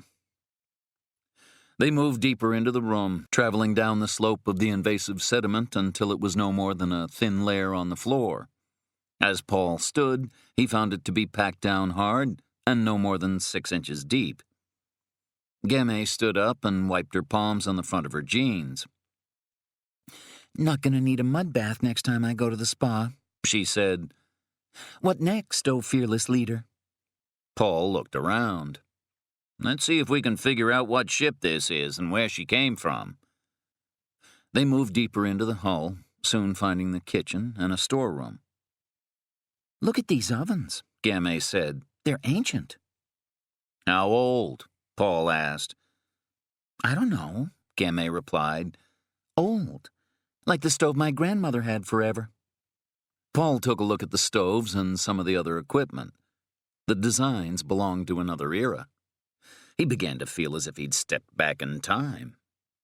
He pulled open a cabinet, and it was stacked with serving plates. He picked one up and began scraping off the blackened mold. When he'd cleared enough of it, a logo became visible in the center. A stylized anchor with barbed flukes resting sideways. It looked familiar. He showed it to Gamay, who shrugged and shook her head. The storerooms are empty, Elena said, popping into the kitchen. Not a can of beans left behind. Paul put the serving plate back. "Let's find the bridge." He took a step toward the door and stopped. The harsh breathing sound had returned. It was a deep sound, guttural and menacing. This time, they all heard it. Paul aimed his light for the doorway as something shot forward. A roar of some kind echoed through the dark as all 3 of them dove in different directions. Paul grabbed Gamay and pulled her to safety as a shape spun toward them and what felt like a log slammed Paul in the ribs. He tumbled and sprawled in the mud. His flashlight flew from his hand and the roaring continued. "Run!" he shouted. Elena clambered up onto the stoves as Gamay helped Paul up. Something slammed against the old cast-iron stoves, and the impact sent the serving plates Paul had discovered smashing to the ground. A burst of gunfire rang out, bathing the room in staccato flashes as Elena fired her Ruger at the attacker. By now, Paul and Gamay were scrambling out the door and into the dining room. In their haste, Gamay slipped in the muck and pulled Paul down with her. They tumbled to a stop against the far wall. Paul's light was gone, but Gamay found hers and aimed it back at the door to the kitchen. A monster emerged, charging toward them. A 12-foot crocodile with ragged teeth and an ugly, bumpy snout. It lunged just as Paul pulled his gun and fired, blasting several shots straight into the creature's gaping mouth. Gamay screamed in Paul's ear, but the gunshots drowned her out as the shells went through the upper jaw of the animal into the brain and out the other side. The creature slammed into Paul, crashing onto his abdomen and knocking the wind out of him like a sack of concrete tossed from the back of a truck. but it didn't bite or thrash. It just collapsed on him, twitching and then lying there. The long snout and what remained of the head lay right on Paul's chest. The stubby forearms and claws continued gripping Paul's legs until the muscles died. Of all things, Paul noticed how badly its breath stank. Realizing it was dead and that they were alive, Paul kicked out from under the beast and pushed it away with his boot. Its powerful tail twitched once more before going permanently still. It was only now that Paul realized he was leaning against Gamay. She was behind him, one arm wrapped around him tight, the other holding the flashlight and aiming it at the dead creature. "Elena!" Paul shouted. "Are you okay?" She came out of the kitchen, hobbling and holding her weapon up. "I'm okay. Twisted my knee, but I can walk." Paul slid off of Gamay and moved to the side, leaning against the wall as she was. "Good work with the flashlight," he said. "Are you all right?" She nodded. "And strangely enough, I'm no longer afraid of spiders." Paul laughed. Among all her other wonderful attributes, Gamay's spirit and humor were two that he could never resist. "I love you," he said. He reached over and kissed her, muddy and all. "I suppose we're having crocodile for dinner," she said. "No," Paul replied, "but on the bright side, he's not having us either." "He would make a nice pair of boots," Elena said, "and a matching handbag." They all laughed at that. "Where did he come from?" Paul wondered. "He couldn't have been in here." Gamay pointed the flashlight back toward the entrance. Telltale claw marks and a sliding trail from the creature's body were easy to see in the muck. "It must have been living on the ship," she said. "Looks like it followed us in." "What's a crocodile doing on a ship to begin with?" Elena asked, "not to mention the 100-acre woods out there." Paul had been considering that ever since they'd found it. "I remember Kurt and Joe telling me about a salvage job they did once. The ship had been aground for several years, beached near a protected wildlife refuge on the coast of Burma. Numa agreed to help because it was leaking oil into the water. Kurt said the ship had become part of the land by the time they got to it, covered in weeds and filled with plants and insects. They literally had to dig it free." He looked around. "I'm guessing this ship had a similar fate." "You wouldn't know it from the weather we've had lately, but there have been big storms down here over the last few months," Elena said. "So this ship might have been beached for a while and then gotten pulled out to sea with a storm surge," Gamay proposed. "Maybe," Paul said, "and this poor creature was probably caught on board when it was pulled out to sea." "Why didn't he just drop back into the water and swim to shore?" Elena asked. "Maybe the storm was too bad," Paul guessed. Gamay looked at the dead animal. It was big in comparison to the three humans, but didn't appear overly large for a crocodile. "I know saltwater crocodiles can cross large sections of ocean, but this one looks different to me. Kinda skinny. Maybe he's a different species." Paul nodded. That made as much sense as anything. He stood up, pulling clear of the muck and helping Gamay to her feet. It was then that he noticed the large picture frame behind them.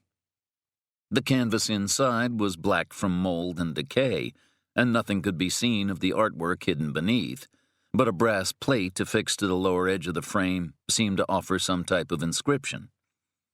Reaching forward, Paul began to rub the plate with his thumb, scraping years of debris away. Even as he worked, the plate remained tarnished and dark. But before too long, the recessed markings of an engraving became visible. He continued scraping until he could just make out the last part of a name. 3 letters. T-A-H. Despite rubbing his fingers raw, he couldn't make out anything else. "It can't be," he whispered. "Can't be what?" Gamay asked. He thought about the advanced age of the kitchen appliances, the dimensions of the vessel as they'd estimated them, and the logo on the serving plate he'd found. "You may be right," he said to Gamay. "This might be a ghost ship after all." Gamay looked at him suspiciously. What are you talking about? "Let's get to the bridge," Paul said. "I don't want to jump to any conclusions." It would take another 20 minutes for them to find the bridge. It was eerie, standing there with mud smashed up against the ship's windows. It was as if the ship itself had been buried in some gigantic grave. Paul looked through every drawer and cabinet. No charts, no logbooks, nothing of value. Just like the storeroom, Elena said. Someone cleaned this ship out. Finally, Paul found something that was too heavy to carry. A bell the size of a laundry basket lying on its side. He rolled it over until he found another engraving. This time the carved markings were deeper, and once he'd scraped the corrosion and tarnish away, Paul could see the letters clearly. A name was engraved on the side of the bell, a name he recognized, a name that all those who'd ever studied shipwrecks knew quite well. "The Waratah," Paul said out loud. "I can't believe it. This ship is the Waratah." He showed the engraving to Gamay, who seemed as surprised as him. Why do I know that name? Elena asked. "Because it's famous," Paul said. "The SS Waratah of the Blue Anchor Line vanished with the crew and passengers in 1909. She was believed to have gone down in a storm somewhere between Durban and Cape Town. No wreckage was ever found. Not so much as a life jacket or a buoy with the name Waratah stenciled on it." Elena narrowed her gaze at the two of them. You're saying this ship we're on, covered in mud and wrapped in vines, is actually a 100-year-old derelict that's supposed to be sitting on the bottom of the sea? Paul nodded. "Sitting on the bottom of the sea a long way from here." I told you those stoves were old, Gamay said. Paul laughed and considered the irony. "Everyone who's anyone in undersea exploration has searched for this ship at one time or another. Treasure hunters, naval historians, adventurers. Numa even took a stab at it with the help of this famous author whose name escapes me at the moment. We thought we'd found it, but the wreck turned out to be a different ship called the Nailsea Meadow." No wonder no one could find it, Elena said. It never actually went down. Which begs the question, Gamay said. Where has she been hiding out all these years? And since she seems to be empty, what happened to her passengers and crew? End of CD 6.